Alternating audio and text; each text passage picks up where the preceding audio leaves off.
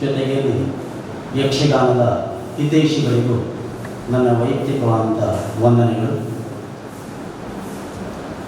Karnataka Yakshagana academy Bengaluru ಮತ್ತು ಕಲಾಕರ್ಮೂರ್ತಿ ಲೇಕುಂಟ ಇವರು ಹಮ್ಮಿಕೊಂಡಿರುವಂಥ ಯಕ್ಷಗಾನದ ಕಾರ್ಯಾಗಾರ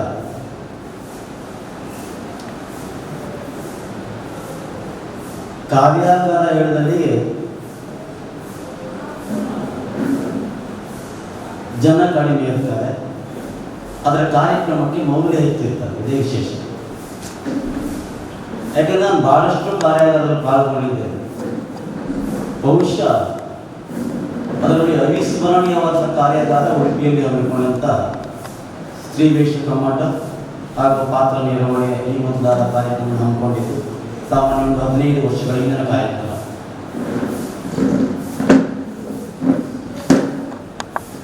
ಆದರೆ ಹೊನ್ನಾವರ ಕುಮಟ ಈ ಕಡಲ ಕಡಿಯಲ್ಲಿ ಒಂದು ಕಾರ್ಯಾಗಾರವಾಗಿ ಸುವ್ಯವಸ್ಥಿತವಾಗಿ ಅಕಾಡೆಮಿಯ ಅಡಿಯಲ್ಲಿ ನಡೆಯುವಂಥ ಕಾರ್ಯಕ್ರಮ ಬಹುಶಃ ಇದು ಪ್ರಥಮ ಆಗಿರಲಿದೆ. ಆ ಕಾರಣಕ್ಕಾಗಿ ಕಲಾರಂಗೋತ್ಸವ ಸಂಸ್ಥೆಯನ್ನು ಮತ್ತೊಮ್ಮೆ ನಾನು ಅಭಿನಂದಿಸ್ತೇನೆ.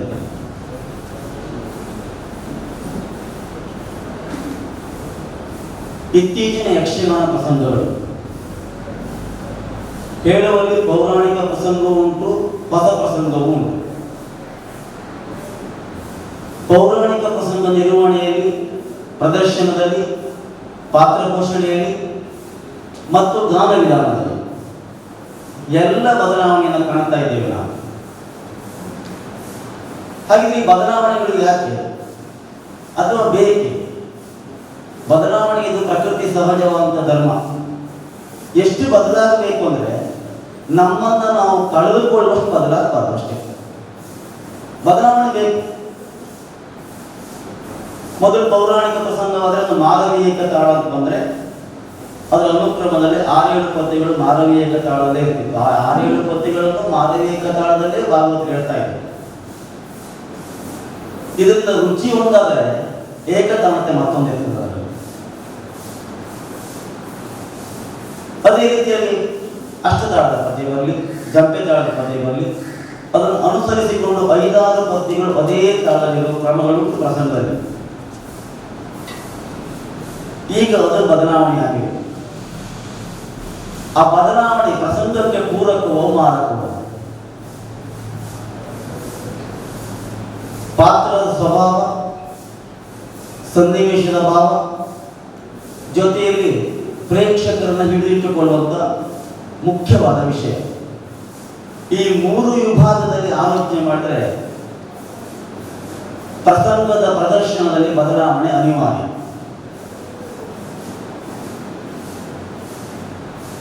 ಮೊದಲು ಕೃಷ್ಣಾರ್ಜುನ ಪ್ರಸಂಗ ಆದರೆ ಗಯ, ನಾರದ ಮೊದಲು ಆಶ್ರಯ ಕೊಡುವುದು ಅರ್ಜುನನಲ್ಲಿ, ಹೀಗೆ ಎಲ್ಲ ವೇಷಗಳು ಇರ್ತಿತ್ತು. ಸಾಮಾನ್ಯ 5ರಿಂದ 6 ತಾಸು ಕೃಷ್ಣಾರ್ಜುನ ಒಂದೇ ಪ್ರಸಂಗವನ್ನು ಮಾಡ್ತೇನೆ, ನಾನು ನೋಡಿದ್ದೇನೆ ನಾನು. ಆದರೆ ಈಗ 6 ತಾಸು ಕೃಷ್ಣಾರ್ಜುನ ಒಂದೇ ಪ್ರಸಂಗ ಮಾಡಿದ್ರೆ ನೋಡುವ ಪ್ರೇಕ್ಷಕರು ಎಷ್ಟು ಬಂದಿದ್ದಾರೆ. ಈಗೆಲ್ಲ ಒಂದು ಶಾರ್ಟ್ ಟೈಮಲ್ಲಿ ಸ್ವೀಟ್ ಬೇಕು ಅಷ್ಟೇ. ಪ್ರೇಕ್ಷಕರಿಗೆ ರಂಜಿಸುವುದೇ ಕಲೆಯ ಒಂದು ಮೂಲ ಉದ್ದೇಶ. ಆದರೆ ಮತ್ತೊಂದು ವಿಭಾಗದಲ್ಲಿ ಸತ್ವವನ್ನ ಮತ್ತು ಸತ್ಯವನ್ನ ಸಮಾಜದಲ್ಲಿ ತೆರೆದಿರುವುದು ಉದ್ದೇಶವಾಗಿರುತ್ತದೆ. ಮೊದಲು ಒಂದು ಪ್ರಸಂಗ ಪ್ರದರ್ಶನ ಆಗಬೇಕು ಅಂತಾದರೆ ಅದಕ್ಕೊಂದು ಸ್ತ್ರೀ ವೇಷ ಬೇಕು, ಅದಕ್ಕೊಂದು ಬಣ್ಣದ ವೇಷ ಬೇಕು, ಹೀಗೆಲ್ಲ ಇತ್ತು. ಈ ಕಲೆಯ ವೈವಿಧ್ಯತೆಗಳು ಒಂದು ಪ್ರಸಂಗದಲ್ಲಿ ನಾವು ಕಾಣ್ತಾ ಇದ್ದೇವೆ. ಈಗ ನಾವು ಅದನ್ನೆಲ್ಲ ಕಟ್ ಮಾಡಿದ್ದೇವೆ. ಕೃಷ್ಣ, ಅರ್ಜುನ, ಸುಭದ್ರೆ, ನಾರದನ್ನು ಬಿಟ್ಟಿದ್ದೇವೆ ನಾವು ಇತ್ತೀಚೆಗೆ. ಇದು ಒಂದು ಪ್ರಸಂಗದ ಉದಾಹರಣೆ ನಾನು ಹೇಳೋದು. ಇಂಥ 10 ಪ್ರಸಂಗಗಳಾಗಿವೆ. ಜನಮಾನಸ ನೆಲೆ ಅಂತ ಭಸ್ಮಾಸುರ ವಧೆ ಇರ್ಬೋದು, ಕೀಚಕ ವಧೆ ಇರ್ಬೋದು, ಗದಾಯುದ್ಧ ಇರ್ಬೋದು, ಮಾಗದ ವಧೆ ಇರ್ಬೋದು. ಇದೆಲ್ಲ ಪ್ರಸಂಗಗಳು ಅವಧಿ ಕಡಿಮೆಯಾಗಿದೆ. ಹಾಗಾಗಿ ಉಳಿದ ಪ್ರಸಂಗಗಳ ಕೆಲವು ಸನ್ನಿವೇಶಗಳು ಬಿಡಬೇಕಾದ ಸ್ಥಿತಿ ಬಂದಿದೆ. ಯಾಕೆ ಬಂತು ಆಗಿದೆ? ಕಲೆಯನ್ನು ಆರಾಧಿಸುವುದು ಒಂದೇ ಆಗಿದ್ರೆ ಬಹುಶಃ ಇದೆಲ್ಲ ಬರ್ತಾ ಇಲ್ಲವಾಗಿತ್ತು ಏನು. ನಾವು ಕಲೆಯನ್ನು ವೃತ್ತಿಯಾಗಿಸಿಕೊಂಡಿದ್ದೇವೆ. ಕಲೆಯನ್ನು ಪ್ರವೃತ್ತಿಯಾಗಿಸಿಕೊಂಡು ಬೆರಳಿಕೆಯಲ್ಲಿ ಒಂದು 2-3 ಜನ ಇರ್ಬೋದು ಇಡೀ ಯಕ್ಷಗಾನ ಒಂದು ಕ್ಷೇತ್ರದಲ್ಲಿ. ಯಾವಾಗ ಇದು ವೃತ್ತಿಯಾಯಿತು, ಯಾವಾಗ ಇದು ಆದಾಯದ ಕೇಂದ್ರವಾಯಿತು, ಅಲ್ಲಿಂದ ಇದೆಲ್ಲ ಬದಲಾವಣೆ ಪ್ರಾರಂಭವಾಗಿತ್ತು ಮತ್ತು ಅನಿವಾರ್ಯವಾಯಿತು. ಒಂದು ಪ್ರದರ್ಶನ ಮಾಡುವಲ್ಲಿ ಖರ್ಚು ವೆಚ್ಚವನ್ನು ಆಲೋಚನೆ ಮಾಡ್ತಾನೆ ಪ್ರಾಯೋಜಕ. ಆ ಖರ್ಚು ವೆಚ್ಚಕ್ಕೆ ಅನುಗುಣವಾಗಿ ಕಲರ್ ಸೆಟ್ ಮಾಡ್ತಾನೆ. ಬೇರೆ ಆ ವೇಷ ಬೇಡ, ಈ ವೇಷ ಬೇಡ, ಇಷ್ಟೇ ಸಾಕು. ಇಂಥ ಸಮಯದಲ್ಲಿ ಪ್ರಸಂಗದ ಬದಲಾವಣೆ ಅನಿವಾರ್ಯ ಆದ್ದರಿಂದ ಕಲೆಗೆ ಮಾರಕವಾಗದೆ ಪ್ರದರ್ಶನಕ್ಕೆ ಪೂರಕವಾದ ವೇಷಗಳನ್ನು ಮಾತ್ರ ಇಟ್ಟುಕೊಂಡು ಪೌರಾಣಿಕ ಪ್ರಸಂಗವನ್ನು ನಾವು ಮಾಡ್ತಾ ಇದ್ದೇವೆ. 3 ತಾಸಿನ ಯಕ್ಷಗಾನ ಅಂತ ಹೇಳಿದ್ರೆ ಅದು 3.5 ಗಂಟೆ ಆದರೂ ಪ್ರೇಕ್ಷಕರು ಅಲ್ಲಿಂದ ವಾಟ್ ಮಾಡ್ತಾರೆ. ಅಂದ್ರೆ ಪ್ರೇಕ್ಷಕರ ಮೈಂಡ್ ಅಷ್ಟು ಸೆಟ್ ಆಗಿದೆ, ಎಲ್ಲರೂ ಟ್ಯೂನ್ ಆಗ್ಬಿಟ್ಟಿದೆ. ಈಗ ಎಲ್ಲ ಕಾನಮಿತಿಗೆ ಒಳಪಡ್ತಾ ಇದ್ದಾರೆ. ನಾವೆಲ್ಲ ಫಾಸ್ಟ್ ಆಗಿ ಓಡ್ತಾ ಇದ್ದೇವೆ. ಎಷ್ಟು ಶಾರ್ಟ್ ಆಗ್ತಾ ಉಂಟು. ಹಳೆ ಫಿಲ್ಮಿಗೂ ಈ ಫಿಲ್ಮಿಗೂ ಅವನು ಆಲೋಚನೆ ಮಾಡಿದಾಗ ಅದರ ದೀರ್ಘ ಎಷ್ಟಿತ್ತು, ಈಗಿನ ಫಿಲ್ಮ್ ದೀರ್ಘ ಎಷ್ಟಿತ್ತು. ಆದರೆ ಅದರಲ್ಲಿ ಮೌಲ್ಯ ಹೆಚ್ಚಿತ್ತು. ಈ ಹಳೆಯ ಕಲಾವಿದರ ಪ್ರದರ್ಶನದಲ್ಲಿ ಮೌಲ್ಯ ಹೆಚ್ಚಿತ್ತು. ಈಗ ನಮ್ಮಲ್ಲಿ ಪ್ರದರ್ಶನದ ಸಂಖ್ಯೆ ಹೆಚ್ಚುಂಟು, ಮೌಲ್ಯ ಕಡಿಮೆ ಆಗಿದೆ. ಇದು ಪ್ರಾಮಾಣಿಕವಾಗಿ ಒಪ್ಪಿಕೊಳ್ಳಬೇಕಾದ ವಿಷಯ. ಅದಕ್ಕೆ ಕಾರಣ ಪ್ರಸಂಗದಲ್ಲಾದ ಬದಲಾವಣೆ ಅಲ್ಲ, ಪಾತ್ರ ನಿರ್ವಹಣೆಯಲ್ಲಿ ನನ್ನಂತ ಕಲಾವಿದರು ಸೋಲ್ತಾ ಇದ್ದೇವೆ. ಅದು ಸೋಲಿಗೆ ಕಲಾವಿದರಷ್ಟೇ ಕಾರಣ, ಖಂಡಿತ ಅಲ್ಲ, ಪ್ರೇಕ್ಷಕರು ಕಾರಣನೇ. ಅವನಿಗೆ ಇಷ್ಟ ಇಲ್ಲದ ಕಲಾವಿದ ಒಳ್ಳೆಯ ಮಾತನ್ನು 4 ಹೆಚ್ಚಾಡಿದ್ರು ಹಿಂದಿನಿಂದ ಚಪ್ಪಾಳೆ ಕೊಡ್ತಾರೆ, ಸೀಟಿ ಬರ್ತದೆ. ಪ್ರಸಂಗ ಒಳ್ಳೆದಾಯ್ತು, ಮಾತು ಒಳ್ಳೆದಾಯ್ತು ಅಂತಲ್ಲ, ಬೇಗ ಮುಗಿಸ್ಬೇಕು ಅಂತ. ಅಷ್ಟು ಅಪಾಯಕಾರಿ ಸಭೆ ಇಲ್ಲ.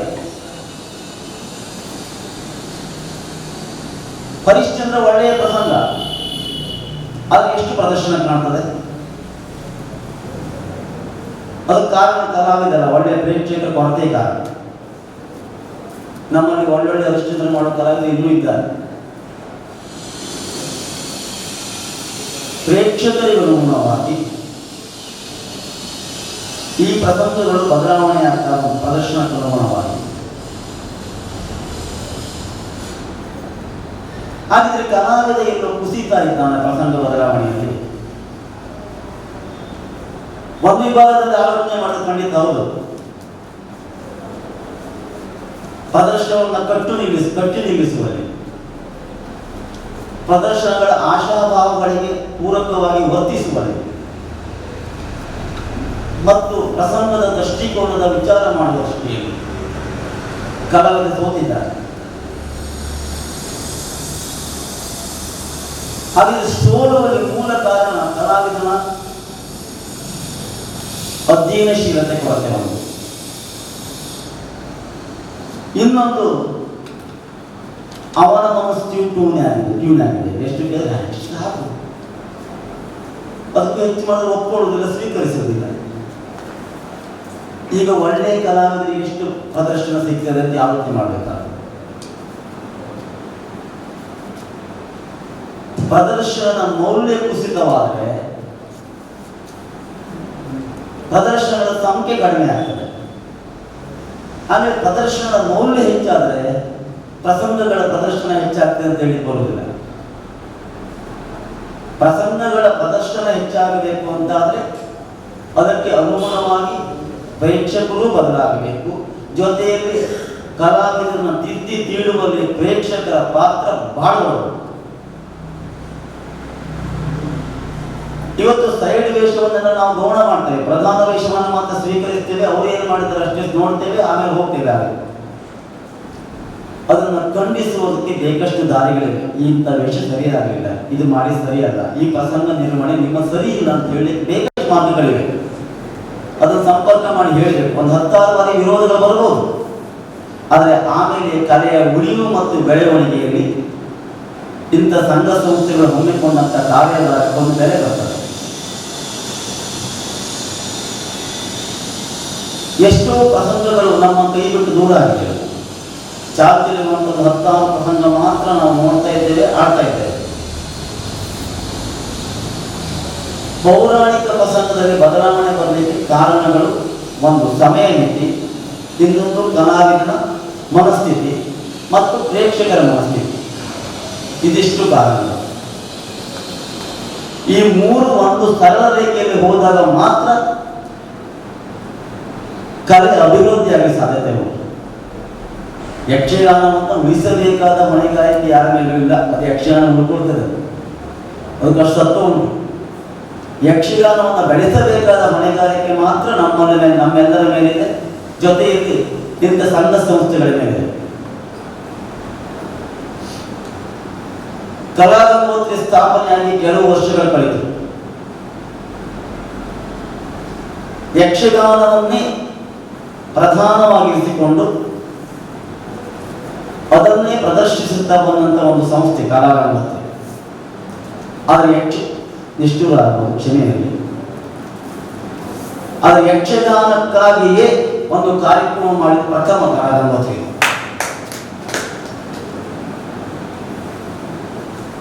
ಕಲಾರಂಗೋತ್ಸವ ಒಂದು ದೊಡ್ಡ ಸಂಸ್ಥೆ, ಜೊತೆಯಲ್ಲಿ ಆಳವಾಗಿ ಬೇರೂರಿರುವಂಥ ಸಂಸ್ಥೆಯಿಂದ 10 ಕಾರ್ಯಕ್ರಮ ಮಾಡಬೇಕಿತ್ತು.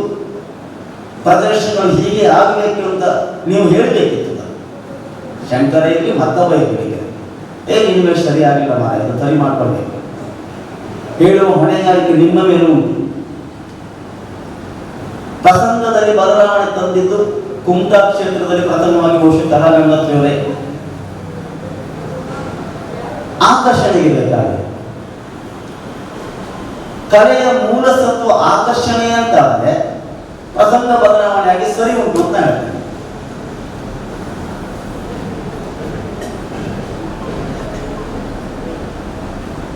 ತುಂಬಾ ಬದಲಾವಣೆಗಳು ಮಾಡಿದ್ದಾರೆ.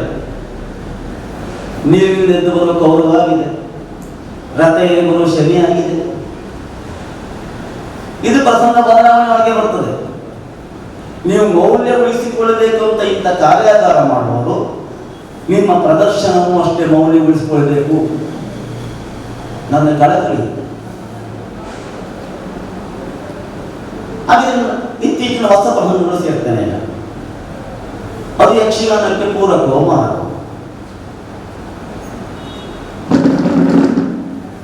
ಹೊಸ ಪ್ರಸಂಗಗಳು ಯಕ್ಷಗಾನದ ಬೆಳವಣಿಗೆಯ ದೃಷ್ಟಿಯಿಂದ ಮತ್ತು ಮೌಲ್ಯ ಉಳಿಸುವ ದೃಷ್ಟಿಯಿಂದ ಪೂರಕವಾಗಿಲ್ಲ.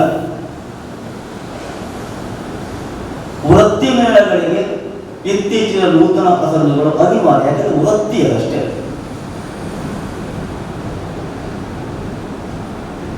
ಇರುವ ಟೆಂಟ್ ಮೇಳ 2 ಆದ್ರಿಂದ ಹೊಸ ಪ್ರಸಂಗ ಅನಿವಾರ್ಯ ಆದ್ರಿಂದ ಕಲೆಕ್ಷನ್ ದೃಷ್ಟಿಯಿಂದ ನಾವೆಲ್ಲ ಈ ಕಾರ್ಯವನ್ನು ವೃತ್ತಿಯಾಗಿ ಸ್ವೀಕರಿಸ್ತೇವೆ. ನಮ್ಮ ಬದುಕಿಗೆ ಆಧಾರ ಇದೆ. ಹಾಗಾಗಿ ವೃತ್ತಿ ಮಾಡುವ ದೃಷ್ಟಿಯಿಂದ ನಾವು ಹೊಸ ಪ್ರಸಂಗಗಳನ್ನು ತರ್ತಾ ಇದ್ದೇವೆ ಮತ್ತು ಬೇಕು. ಇದರಿಂದ ಯಕ್ಷಗಾನಕ್ಕೆ ಯಾವ ಪೂರಕ ಇಲ್ಲ. ಆದರೆ ಇತ್ತೀಚಿನ ಹೊಸ ಪ್ರಸಂಗ ಯಕ್ಷಗಾನದ ಮಡಿವಂತಿಕೆಯಿಂದ ಕೆಡಿಸುವಷ್ಟರ ಮಟ್ಟಿಗೆ ಹೋಗಿದೆ. ನಾನು ಅದರಲ್ಲಿ ಭಾಗಿಯಾಗ್ತಾ ಇದ್ದೇನೆ.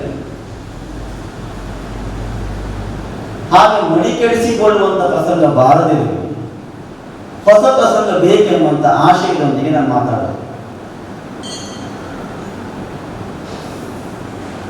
ಇತ್ತೀಚಿನ ಪ್ರಸಂಗಗಳು ಹೇಳುವಲ್ಲಿ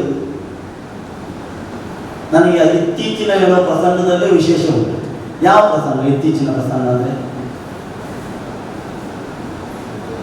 ಹೊಸ ಪ್ರಸಂಗ ಅಂತ ಹೇಳ್ಕೊಳ್ಳೋಣ. ಹೊಸ ಪ್ರಸಂಗ ಯಕ್ಷಗಾನ ಹಾಕಲಿಲ್ಲ, ಇತ್ತೀಚಿನ ಯಕ್ಷಗಾನ ಪ್ರಸಂಗಗಳು. ಹಾಗಾಗಿ ಎರಡೂ ಸೇರಿ ಕೊಡ್ತದೆ.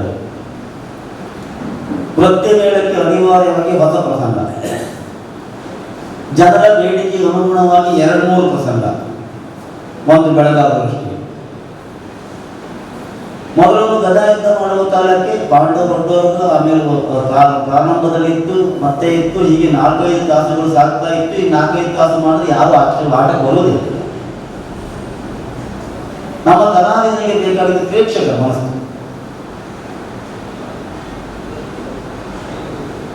ಅದನ್ನು ಉಳಿಸಿಕೊಂಡು ಪೌರಾಣಿಕ ಪ್ರಸಂಗದಲ್ಲಿಯೂ ಹೊಸ ಭಾವಗಳನ್ನು ತುಂಬಿ ಹೊಸ ಹೊಸ ಸಂಯೋಜನೆಯೊಂದಿಗೆ ಮತ್ತು ಕಡಿಮೆ ಅವಧಿಯಲ್ಲಿ ರುಚಿಕಟ್ಟಾದ ಸನ್ನಿವೇಶದೊಂದಿಗೆ ಇತ್ತೀಚಿನ ಪ್ರಸಂಗಗಳು ಬದಲಾಗಬೇಕು. ನಾವು ಎಲ್ಲ ರಂಗದಲ್ಲೂ ಬದಲಾವಣೆ ಕಾಣ್ತೇವೆ. ನಮ್ಮ ನಿತ್ಯ ವ್ಯವಹಾರದಲ್ಲಿ ಬದಲಾವಣೆ ಕಾಣ್ತೇವೆ. ಕಲೆಯ ಬದಲಾವಣೆ ಮಾತ್ರ ಕೆಲವರು ಸ್ವೀಕರಿಸುವುದಿಲ್ಲ. ಅದು ಮೌಲ್ಯದಿಂದ ಕೂಡಿದ್ರೆ ಕಲೆಯ ಬದಲಾವಣೆಯು ಒಳ್ಳೆಯದೇ.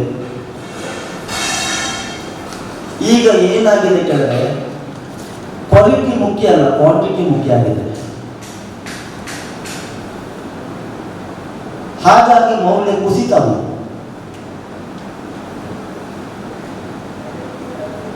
ಹಾಗಿದ್ರೆ ಹೊಸ ಪ್ರಸಂಗಗಳಲ್ಲಿ ಕಲಾವಿದ ತನ್ನ ಕಲಾವಂತಿಕೆಯನ್ನು ತೆರೆಯುವುದಕ್ಕೆ ಅವಕಾಶ ಆಗ್ತದೆ. ಖಂಡಿತವಾಗಿ ಆಗ್ತದೆ. ವೇಷಭೂಷಣದಲ್ಲಿ ಬದಲಾವಣೆ ಆಗಿದೆ, ಬಣ್ಣಗಾರಿಕೆಯಲ್ಲಿ ಬದಲಾವಣೆ ಆಗಿದೆ, ಪಾತ್ರ ನಿರ್ವಹಣೆಯ ಬದಲಾವಣೆ ಆಗಿದೆ. ಒಬ್ಬರಿಗಿಂತ ಅವರು ವಿಭಿನ್ನವಾಗಿ ಪಾತ್ರ ನಿರ್ವಹಣೆ ಮಾಡ್ತಾರೆ. ಪೌರಾಣಿಕ ಬಿಟ್ಟು ಹೊಸ ಪ್ರಸಂಗ ಮಾಡಿದ್ರೆ ತಪ್ಪೇನು?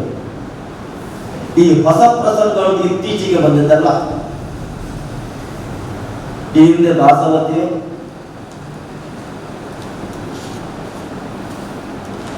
ಇಂಥ ಅನೇಕ ಪ್ರಸಂಗಗಳು, ಸತಿ ಸುಶೀಲೆ ಎಲ್ಲವೂ ಒಂದೇ ಕಡೆ ಅಂತ ಹೇಳೋದು ಬೇಡ, ಸತಿ ಅಷ್ಟೇ. ಹೀಗೆ ಹೊಸ ಪ್ರಸಂಗಗಳು ಬಂದಿದೆ. ಯಕ್ಷಲೋಕ ವಿಜಯ ಹೊಸ ಪ್ರಸಂಗ, ಅದೇನು ಹಳೆ ಪ್ರಸಂಗ ಅಲ್ಲ. ಪೌರಾಣಿಕ ಹಿನ್ನೆಲೆ ಉಂಟ ಕೃಷ್ಣಾರ್ಜುನ, ಅದು ಹೊಸ ಪ್ರಸಂಗವೇ.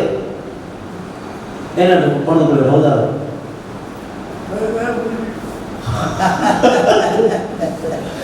ಹೀಗೆ ಪುರಾಣ ಪ್ರಸಂಗದನ್ನ ಎಂಬಂತ ಹೆಸರಿನ ಅಡಿಯಲ್ಲೂ ಹೊಸ ಪ್ರಸಂಗ ಬೇಕಷ್ಟಿವೆ. ಹಾಗಾಗಿ ಇತ್ತೀಚಿನ ಹೊಸ ಪ್ರಸಂಗಗಳು ಅಪವಾದಕ್ಕೆ ಸಿಲುಕಿರಬಹುದೇ ಹೊರತು ಅದು ತಪ್ಪಲ್ಲ ಅಂತ ನಾನು ಹೇಳುವುದು. ಹಾಗಾದರೆ ಗಾನ ವಿಧಾನದಲ್ಲಿ ಬದಲಾವಣೆಗಳು, ಪ್ರಸಂಗಕ್ಕನುಗುಣವಾಗಿ ಗಾನ ವಿಧಾನವು ಬದಲಾಗ್ತಾ ಉಂಟು. ಈ ಹಿಂದಿನ ಗಾನ ವಿಧಾನದಲ್ಲಿ ನಾನು ಮೊದಲೇ ಹೇಳಿದಾಗೆ ಮಾಲವ್ಯ, ಭೈರವ್ಯ ಅಥವಾ ಸೌರಾಷ್ಟ್ರ ತ್ರಿಪುಡೆ, ಹೀಗೆ ಅದದೇ ಬಂಧಗಳಲ್ಲಿ 6-7 ಪದ್ಯಗಳಿದ್ದು ಅದನ್ನು ಅಷ್ಟೊಂದು ಹೇಳುವ ಕ್ರಮ ಇತ್ತು. ಹಾಗೆ ಈಗ ಬದಲಾವಣೆಯಾಗಿ ಒಂದು ಪದ್ಯಗಳ ಸಂಖ್ಯೆಯೂ ಕಡಿಮೆಯಾಗಿದೆ, ಮತ್ತೆ ತಾಳಗಳ ಬದಲಾವಣೆ ಹೆಚ್ಚಾಗಿದೆ. ಅದು ಒಂದರ್ಥದಲ್ಲಿ ಏಕತಾನತೆಯನ್ನು ಬದಲಾಯಿಸುವಲ್ಲಿ ಆ ಬದಲಾವಣೆ ಬೇಕು. ಆದರೆ ಅಲ್ಲಿಯ ಸನ್ನಿವೇಶವನ್ನು ಅವಲೋಕಿಸಿ ಬದಲಾವಣೆ ಮಾಡುವುದು ಸೂಕ್ತ ಅಂತ ನಾನು ಹೇಳುವುದು. ಈ ಗಾನ ಬದಲಾವಣೆಯಿಂದಾಗಿ ಕಲಾವಿದನ ಅವಸ್ಥೆಗಳು ಅಥವಾ ಮುಂದಿರುವ ಪಾತ್ರದಲ್ಲಿ, ಚಿತ್ರಣದಲ್ಲಿ ವ್ಯತ್ಯಾಸಗಳು. ಒಂದು ಭಾಮಿನಿಯನ್ನ ಈಗ ತುಂಬಾ ದೀರ್ಘವಾಗಿ ಎಳೆಯುವ ಕಾಲ ಬಂದಿದೆ. ಸುದೀರ್ಘವಾಗಿ ಭಾಮಿನಿಯನ್ನು ನಾವು ಮುಂದುವರಿಸ್ತಾ ಹೋದ್ರೆ ಎದುರಿಗಿರುವಂತ ಕಲಾವಿದ ಏನು ಮಾಡಬೇಕು ಅಷ್ಟೊತ್ತಿಗೆ? ಅದೊಂದು ಪ್ರಶ್ನೆಯಾಗಿ ಉಳಿತದೆ.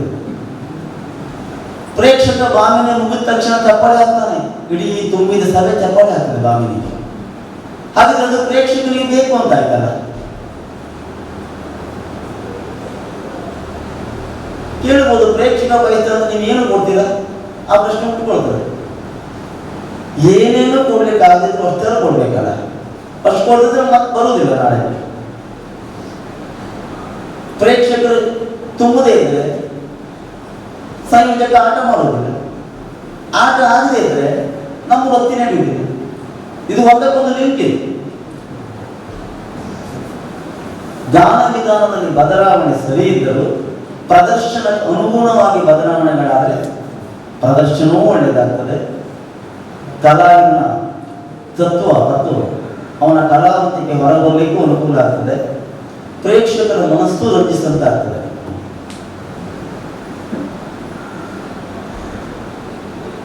ನಾವು ಹಳೆದನ ತುಂಬ ಒಳ್ಳೆಯದು ಅಂತ ಹೇಳ್ತೇವೆ. ಹಳೆಯದರಲ್ಲೂ ತುಂಬ ಬೇಡದೇ ಇರುವಂಥ ಅಂಶಗಳು ತುಂಬ ಉಂಟು. ಈಗ ಹೇಗಾಗಿದೆ ಕೇಳಿದ್ರೆ, ನಮಗೆ ಒಪ್ಪಿಗೆಯಾದ ಕಲಾವಿದ, ನಮಗೆ ಒಪ್ಪಿಗೆಯಾದ ತಂಡ ಹೇಗೆ ಮಾಡೋದು ಚಂದ ಹೇಳುವಂಥ ವರ್ಗವನ್ನು ಉಂಟು. ಇತ್ತೀಚಿನ ದಿನಗಳಲ್ಲಿ ಕಲೆಯ ಅಭಿಮಾನಿಗಳು ಕಡಿಮೆ ಆಗಿದ್ದಾರೆ, ಕಲಾವಿದನ ಅಭಿಮಾನಿಗಳು ಹೆಚ್ಚಾಗಿದ್ದಾರೆ. ಈ ಗುಂಪುಗಾರಿಕೆಯಿಂದ ಹೊರಬಂದಾಗ ಮಾತ್ರ ಯಕ್ಷಗಾನ ಬೆಳವಣಿಗೆಯಾಗಿ ಸಾಧ್ಯತೆ ಉಂಟು. ಯಕ್ಷಗಾನದ ಆಹಾರಗಳು ಬದಲಾಗಿವೆ. ಮೊದಲು ಹೇಳಿದ್ದಾರೆ, ಪ್ರದರ್ಶನಗಳ ಸಂಖ್ಯೆ ಹೆಚ್ಚಾಗಿದೆ. ಅದರ ಅನುಗುಣವಾಗಿ ಜ್ಞಾನ ಬದಲಾವಣೆಯು ಅನಿವಾರ್ಯ ಕಾಲಘಟ್ಟದಲ್ಲಿ ಜ್ಞಾನದ ಬದಲಾವಣೆ ಸೂಕ್ತವಾಗಿದ್ದಲ್ಲಿ ಅದನ್ನು ಸ್ವೀಕರಿಸಿ ಪ್ರದರ್ಶನವನ್ನು ಚೆಂದಗಾಣಿಸಿಕೊಳ್ಳುವುದು ಒಳ್ಳೆಯದು ಅಂತ ನನ್ನ ಅಭಿಪ್ರಾಯ. ಆದರೆ ಯಾವುದು ಸೂಕ್ತ ಅಂತ ಯೋಚನೆ ಮಾಡಬೇಕು. ಅಸ್ತಿತ್ವ ಇದನ್ನು ಹೀಗೆ ಹೇಳಬೇಕು, ಇಷ್ಟೇ ಸಾಕು, ಇದನ್ನಿತ್ತ ಅಂತ ಹೇಳುವುದಕ್ಕೆ ನಮ್ಮಲ್ಲಿ ನಿರ್ಣಾಯಕರ ಕೊರತೆ ಉಂಟು. ಯಕ್ಷಗಾನದಲ್ಲಿ ಎಲ್ಲರೂ ನಿರ್ಣಾಯಕರು, ಬಹುಶಃ ಸುಲಭವಾಗಿ ನಿರ್ಣಾಯಕರಾಗಿ ನಿಲ್ಲುವುದಕ್ಕೆ ಯಕ್ಷಗಾನ ಮಾತ್ರ ಸಾಕು. ಇಂಥ ಕಾರ್ಯಾಗಾರಗಳು ಇದಕ್ಕೊಂದು ಚೌಕಟ್ಟು ಹಾಕಿಕೊಡಬೇಕು ಅಂತ ನಾವು ಬಯಸಿದ್ರು ಅದು ಹಾಕಿಕೊಡುವಂತಿಲ್ಲ. ಯಾಕಂದ್ರೆ ಯಕ್ಷಗಾನ ಶಾಸ್ತ್ರೀಯ ಕಲಾವಿಗೆ ಸ್ವೀಕಾರ ಆಗಲೇ ಇಲ್ಲ. ಇದು ಶಾಸ್ತ್ರೀಯವಾಗಿ ಸ್ವೀಕಾರ ಆದಾಗ ಮಾತ್ರ ನಾವು ಪ್ರಶ್ನೆ ಮಾಡಲಿಕ್ಕೆ ಅಧಿಕಾರ ಇರ್ತದೆ. ನೀವು ಯಾಕೆ ಹಾಗೆ ಮಾಡಿ ತಪ್ಪು ಅಂತ. ಈ ಭರತನಾಟ್ಯ ಇರಲಿ, ಉಳಿದ ಕಲೆಗಳಿರಲಿ, ಅದಕ್ಕೊಂದು ಪದ್ಧತಿ ಉಂಟು, ಶಾಸ್ತ್ರೀಯತೆ ಉಂಟು. ಇಲ್ಲಿ ಶಾಸ್ತ್ರೀಯತೆ ಇಲ್ಲ. ಇದು ಶಾಸ್ತ್ರೀಯ ಕಲಾ ಎಲ್ಲರೂ ನಾವು ಹೇಳಿದ್ರು ಅದು ನಾನು ನಿರ್ಣಯ ಆಗಲಿಲ್ಲ. ಒಂದು ಶಾಸ್ತ್ರೀಯ ಕಲೆ ಆಗುವುದಕ್ಕೆ ಯಾವುದೆಲ್ಲ ಬೇಕು ಅದು ಎಲ್ಲವೂ ಯಕ್ಷಗಾನ ಉಂಟು. ಅದು ಶಾಸ್ತ್ರೀಯ ಕಲೆ. ನಾಟ್ಯ ವಿಧಾನದ ವ್ಯತ್ಯಾಸ ಉಂಟು, ಅವರಿಗಿಂತವರು ಅಭಿನಯ ವಿಧಾನದ ವ್ಯತ್ಯಾಸ ಉಂಟು, ಬಣ್ಣಗಾರಿಕೆಯ ವ್ಯತ್ಯಾಸ ಉಂಟು. ಹೀಗೆ ವ್ಯತ್ಯಾಸಗಳೇ ಹೆಚ್ಚಿರುವುದರಿಂದ ಬಹುಶಃ ಇದು ಜಾನಪದ ಕಲೆಯಾಗಿ ಉಳ್ಕೊಂಡಿದೆ ಅನ್ಕೋತಿಲ್ಲ. ಇದೆಲ್ಲರ ಮಧ್ಯದಲ್ಲಿ ಕಲಾವಿದನ ಸವಾಲುಗಳು. ಒಂದೆಡೆಯಲ್ಲಿ ಪ್ರಸಂಗ ಬದಲಾವಣೆ, ಇನ್ನೊಂದೆಡೆಯಲ್ಲಿ ಗಾನದ ದಾರಿ ಬದಲಾಗಿದೆ.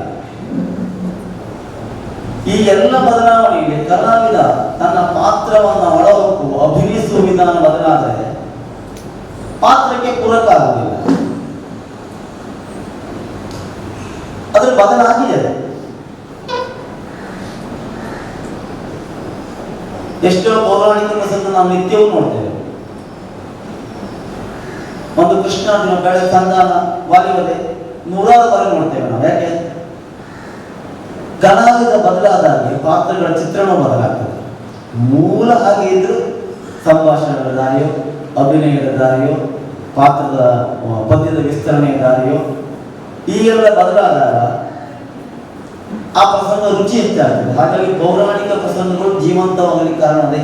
ಕಲಾವಿದ ಬದಲಾದ ಪಾತ್ರಗಳು ಮತ್ತು ಅಭಿನಯಗಳು ಬದಲಾಗ್ತಾ ಹೋಗ್ತದೆ, ನಿತ್ಯ ನೂತನವಾಗಿರ್ತದೆ. ಹಾಗಾಗಿ ಪೌರಾಣಿಕ ಪ್ರಸಂಗ ಜೀವಂತ. ನೂತನ ಪ್ರಸಂಗಗಳು 1 ವರ್ಷ ಅಥವಾ 2 ವರ್ಷ ಅಷ್ಟೇ. ಅದಕ್ಕೆ ನಾವು ಯಾರು ವಾದ ಮಾಡಬೇಕು ಅಂತಿಲ್ಲ. ಅದು ಆಟೋಮೆಟಿಕ್ ಆಗಿ ಬರ್ತದೆ, ಹೋಗ್ತದೆ.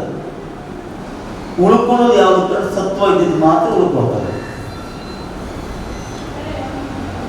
ಈ ಬದಲಾದ ಪ್ರಪಂಚದಲ್ಲಿ, ಬದಲಾದ ಕಾಲಘಟ್ಟದಲ್ಲಿ ಕಲಾವಿದನಿಗೆ ಸವಾಲುಗಳು ತುಂಬ ಉಂಟು. ಈಗ ಪ್ರೇಕ್ಷಕ ತುಂಬ ಸೂಕ್ಷ್ಮ ಆಗಿದ್ದಾನೆ. ಒಂದರ್ಥದಲ್ಲಿ ಅವನು ತುಂಬ ಎಲ್ಲವನ್ನು ಸ್ವೀಕರಿಸಿ ಎಂಜಾಯ್ ಮಾಡೋದು. ಸೂಕ್ಷ್ಮವೂ ಅಷ್ಟೇ ಆಗಿದ್ದಾನೆ. ಅಂತರ್ಜಾಲ ಹೆಚ್ಚಾದ ಕಾರಣಕ್ಕಾಗಿ ಆ ವ್ಯವಸ್ಥೆ ತೀವ್ರವಾಗಿದ್ದ ಕಾರಣಕ್ಕೆ ಸ್ವಲ್ಪ ವ್ಯತ್ಯಾಸವಾದರೂ ವರ್ಚುವಲ್ ವೇದಿಕೆಯಲ್ಲಿ ಚರ್ಚೆ ಆಗ್ತದೆ. ಅವ್ರು ಹೀಗೆ ಮಾಡಿ ಅವನ ಪರ ಒಂದಿಷ್ಟು ಇವನ ಪರ ಒಂದಿಷ್ಟು. ಇದು ಕಲಾವಿದರಿಗೆ ಸವಾಲು ಉಂಟು. ಒಂದಿನ ಅವನ ಅನಾರೋಗ್ಯದ ಸ್ಥಿತಿಯಲ್ಲಿ ಒಂದು ಪದ್ಯವನ್ನು ಬಿಡ್ತಾನೆ, ಮುಂದೆ ಹೋಗ್ತಾನೆ. ಈ ಕಲಾವಿದ ಈ ಪದ್ಯ ಬಳಸಿಕೊಳ್ಳಿಲ್ಲ, ಅವ ಸೋತಾನೆ, ಹೀಗೆಲ್ಲ ಬರೋದು ಪ್ರಶ್ನೆಗಳು. ಕಲಾವಿದ ವಾದಿಯಾಗಿ ನಿಂತರೂ ಅವನು ವಾದಿಯಾಗಿರುವುದಿಲ್ಲ, ಅವನು ಮನುಷ್ಯನ ಹೋಗಲ್ಲ, ಪಾತ್ರ ಮಾತ್ರ ವಾದಿ.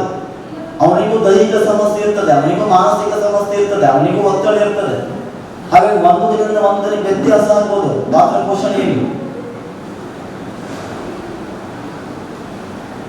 ಆದರೆ ಅದನ್ನು ಅವಲೋಕಿಸದೆ, ಅದನ್ನು ತಿಳಿದುಕೊಳ್ಳದೆ ಹೀಗೆಲ್ಲ ವಿಮರ್ಶೆಗಳು ಸಾಗುವುದುಂಟು.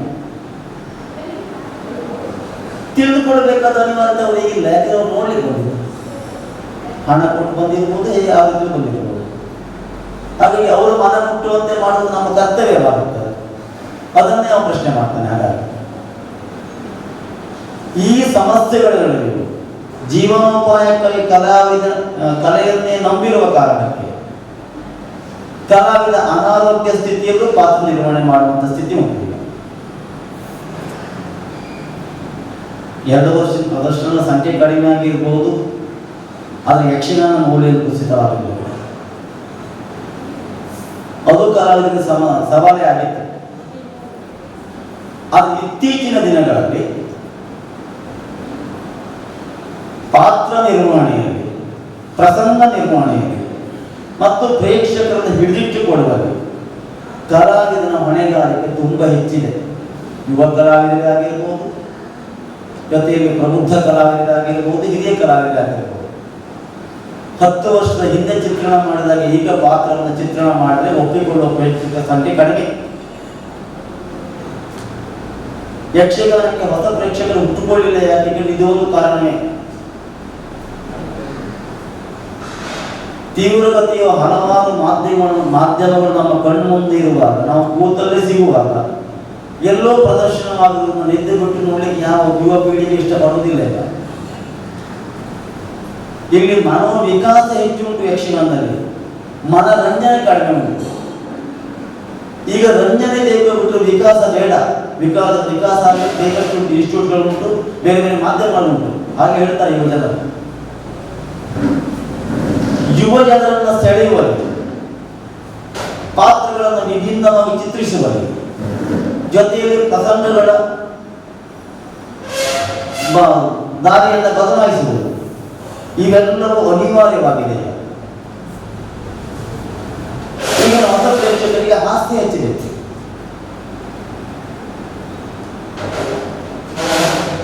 ಪ್ರಸಂಗದ ನಾಯಕನ ವಿಷಯವು ಸ್ವಲ್ಪ ಮಟ್ಟಿಗೆ ಹಾಸ್ಯವಾಗಿ ಮಾತಾಡಿದ್ರೆ ತುಂಬಾ ಇಷ್ಟ ಆಗ್ತದೆ ಪ್ರೇಕ್ಷಕರಿಗೆ. ಈ ಹರಕೆ ಮೇಳಗಳಿಗಾದ್ರೆ ಈ ಸಮಸ್ಯೆ ಎಲ್ಲ ಬರುವುದಿಲ್ಲ, ಅದು ಹರಕೆ ಇರ್ತದೆ. ವೃತ್ತಿಯಾಗಿ ಸ್ವೀಕರಿಸಿದ ಕಲಾವಿದನಿಗೆ ಮತ್ತು ಈ ಕಲೆಯ ಬಗ್ಗೆ ಅಪಾರ ಗೌರವವಾಗಿ ಪ್ರವೃತ್ತಿಯಾಗಿ ಇಟ್ಟುಕೊಂಡ ಕಲಾವಿದನಿಗೆ ಇದು ಸಮಸ್ಯೆ ಆಗ್ತದೆ. ಪಾತ್ರ ಚಿತ್ರಣ ಸರಿಯಾಗಿ ಮಾಡಿದ್ರೆ ಪ್ರಬುದ್ಧರು ಮಾತ್ರ ಕೂತ್ಕೊಳ್ತಾರೆ, ಹೊಸ ಪ್ರೇಕ್ಷಕರು ಬರುವುದೇ ಇಲ್ಲ. ಸ್ವಲ್ಪ ಮಟ್ಟಿಗೆ ಹಾಸ್ಯ ಮಿಶ್ರಣ ಮಾಡಿ ಮಾಡೋಣ, ಪಾತ್ರದ ಮೌಲ್ಯ ಹಾಳಾಗ್ತದೆ.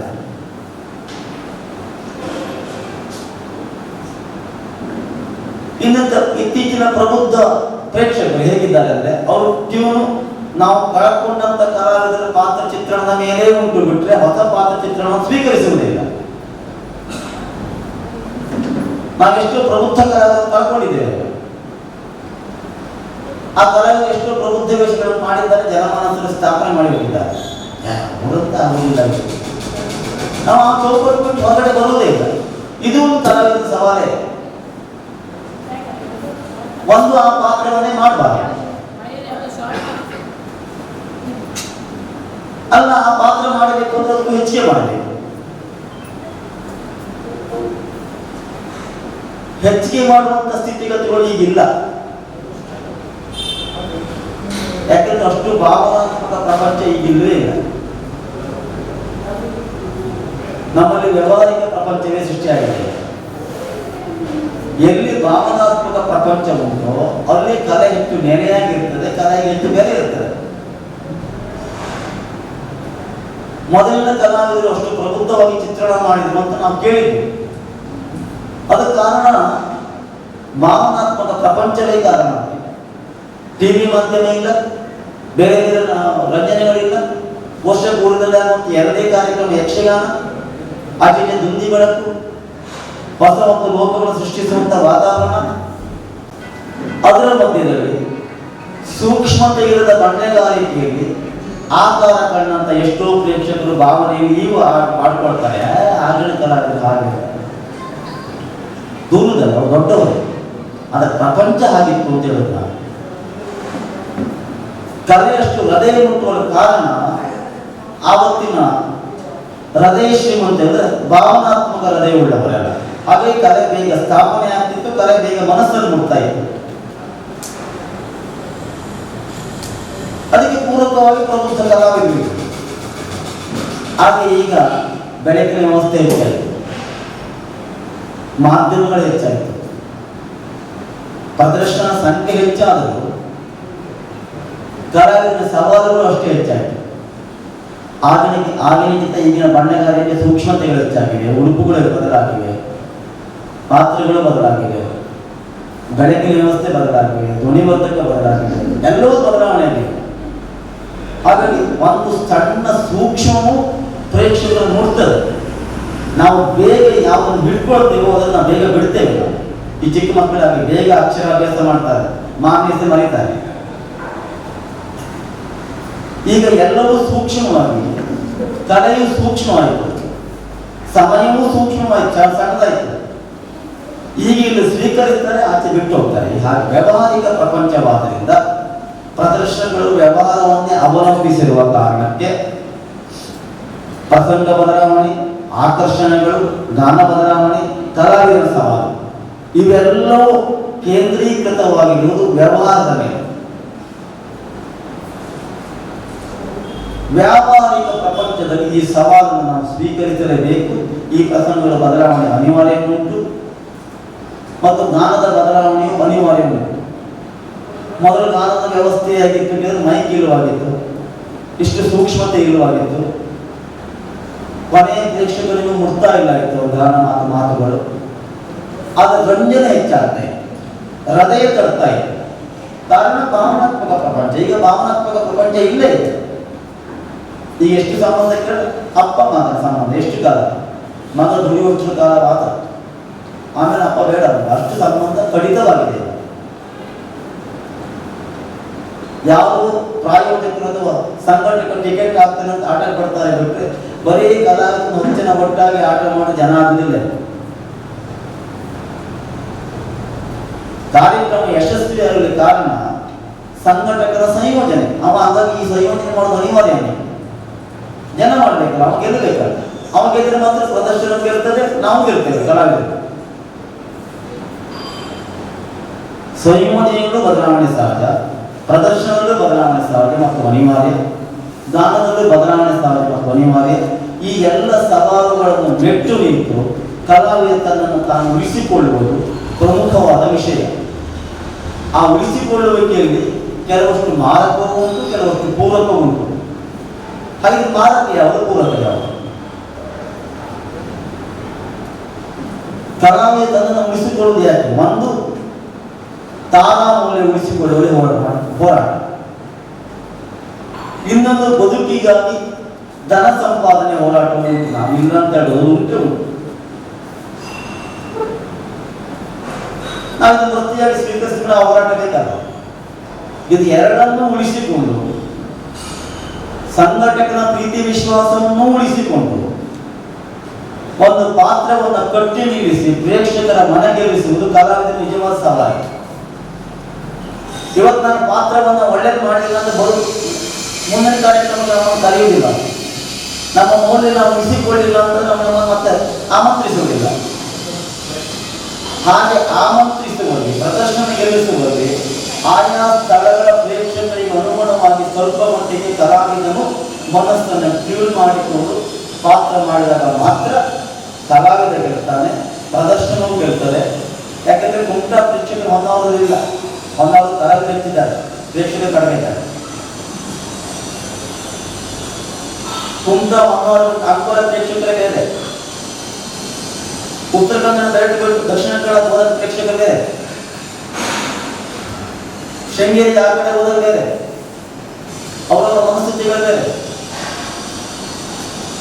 ಆ ಮನಸ್ಥಿತಿಗಳು ಅಲ್ಲಿ ಬೇಕಾದ ಪ್ರಸಂಗವನ್ನು ಆಯ್ಕೆ ಮಾಡಿಕೊಂಡು ಪಾತ್ರವನ್ನು ಗೆಲ್ಲಿಸಿ ತಾರಾಮೌಲ್ಯವನ್ನು ಉಳಿಸಿಕೊಂಡು ತನ್ನನ್ನು ತಾನು ಉಳಿಸಿಕೊಳ್ಳುವುದು ಕಲಾವಿದರಿಗೆ ಸವಾಲಾಗಿದೆ. ಈ ಎಲ್ಲ ಸವಾಲುಗಳ ಮಧ್ಯೆ ಯಕ್ಷಗಾನ ನಿರಂತರವಾಗಿ ಸಾಕ್ತಾನೆ ಉಂಟು. ಯಾಕೆಂದ್ರೆ ಯಕ್ಷಗಾನಕ್ಕೆ ಯಾವ ಸವಾಲು ಇಲ್ಲ. ಇದೆಲ್ಲ ಇರುವುದು ನಮಗಷ್ಟೇ. ಇದೊಂದು ಪ್ರಬುದ್ಧವಾದ ಕಲೆ ಆದ್ದರಿಂದ ಇದಕ್ಕೆ ಯಾವುದು ಪೂರಕವಾದ ಯಾವುದು ಮಾರಕವಾದ ಇದು ಬೆಳೀತಾನೆ ಅಂತ ನಿರಂತರವಾಗಿರ್ತದೆ. ಆದರೆ ಇಂಥ ಕಾರ್ಯಾಗಾರಗಳ ಮೂಲಕವಾಗಿ ಇದು ಯಾರ ಹೃದಯವನ್ನು ಮುಟ್ಟಬೇಕು, ಯಾರನ್ನು ತಟ್ಟಬೇಕು, ಹಾಗೆ ತಟ್ಟಿದಾಗ ಮುಟ್ಟಿದಾಗ ಮಾತ್ರ ನಿಮ್ಮ ಉದ್ದೇಶ ಮತ್ತು ನಿಮ್ಮ ಪ್ರಯತ್ನವನ್ನು ಸಾರ್ಥಕವಾಗ್ತದೆ. ಆ ಸಾರ್ಥಕತೆಯನ್ನು ಕಾಣಲಿ. ಜೊತೆಯಲ್ಲಿ ಈ ಬದಲಾವಣೆಗಳನ್ನ ಅಲ್ಲ ಮಾರಕವಾದ ಪೂರಕವಾದ ಬದಲಾವಣೆಗಳನ್ನು ನಾವೆಲ್ಲ ಸ್ವಾಗತಿಸೋಣ ಮತ್ತು ಇಷ್ಟಪಡೋಣ ಎಂಬುದಾಗಿ ಹೇಳ್ತಾ ನನ್ನೊಂದೆರಡು ಮಾತನ್ನು ಮುಗಿಸುವುದರೊಂದಿಗೆ ಅವಕಾಶಕ್ಕಾಗಿ ಧನ್ಯವಾದ ಹೇಳ್ತೇನೆ. ಮತ್ತು ವ್ಯತ್ಯಾಸ ಇದ್ದರೆ ಮಾತುಗಳಲ್ಲಿ ತಪ್ಪಿದರೆ ನೇರವಾಗಿ ಸಂಪರ್ಕ ಮಾಡಿ. ನಾನು ಮುಂದೆ ಯಾವತ್ತೂ ಚರ್ಚೆಗೆ ಸಿದ್ಧರಿದ್ದೇನೆ. ಹಾಗೆ ತಪ್ಪಿದ್ದಲ್ಲಿ ತಿದ್ದಿಕೊಳ್ಳಿಕ್ಕೂ ಬದ್ಧನಿದ್ದೇನೆ ಅಂತ ಹೇಳ್ತಾ ನಾನು ಮಾತನ್ನು ಮುಗಿಸ್ತೇನೆ. ನಮಸ್ಕಾರ. ಈಗ ಯಕ್ಷಗಾನ ತಿಟ್ಟುಗಳ ವೈವಿಧ್ಯತೆ ಮತ್ತು ಗಾನ ವಿಧಾನಕ್ಕೆ ಸಂಬಂಧಪಟ್ಟಂತೆ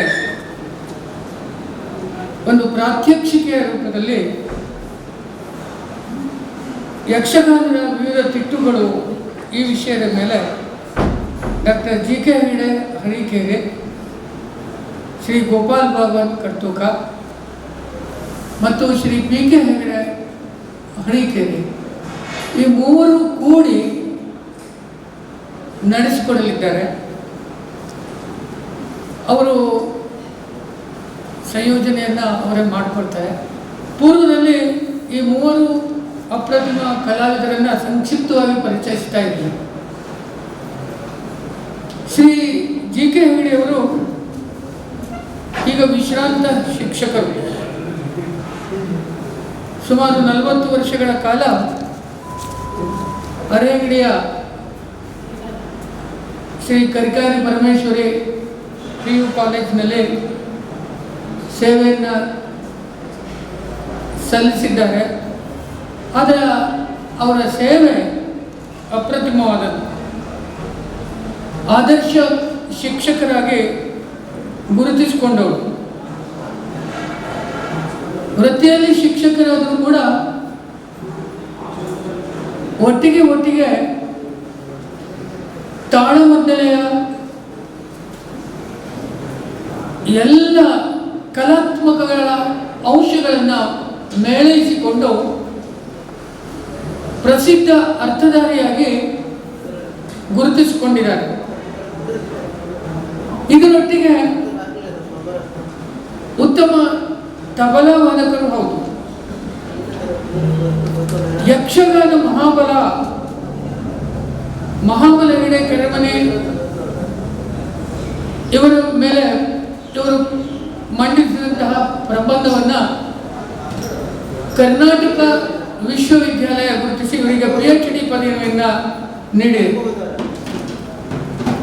ಲಯ ಲಾಸ್ಯ ಕಾರ್ಯಕ್ರಮದ ನಿರೂಪಕರಾಗಿ ಹಲವು ಕಡೆ ಭಾಗವಹಿಸಿದ್ದಾರೆ. ಇದರ ಹೊರತಾಗಿ ಗೀತರಾಮಾಯಣ ಕಾರ್ಯಕ್ರಮದ ಇವರ ನಿರೂಪಣೆ ಅದ್ವಿತೀಯವಾದಂತಹ ಆಧ್ಯಾತ್ಮಿಕ ಜ್ಞಾನವನ್ನು ನೀಡ್ತವೆ. ನಮ್ಮ ಆಹ್ವಾನವನ್ನು ಸ್ವೀಕರಿಸಿ ಅವರು ಇವತ್ತು ಆಗಮಿಸಿದ್ದಾರೆ.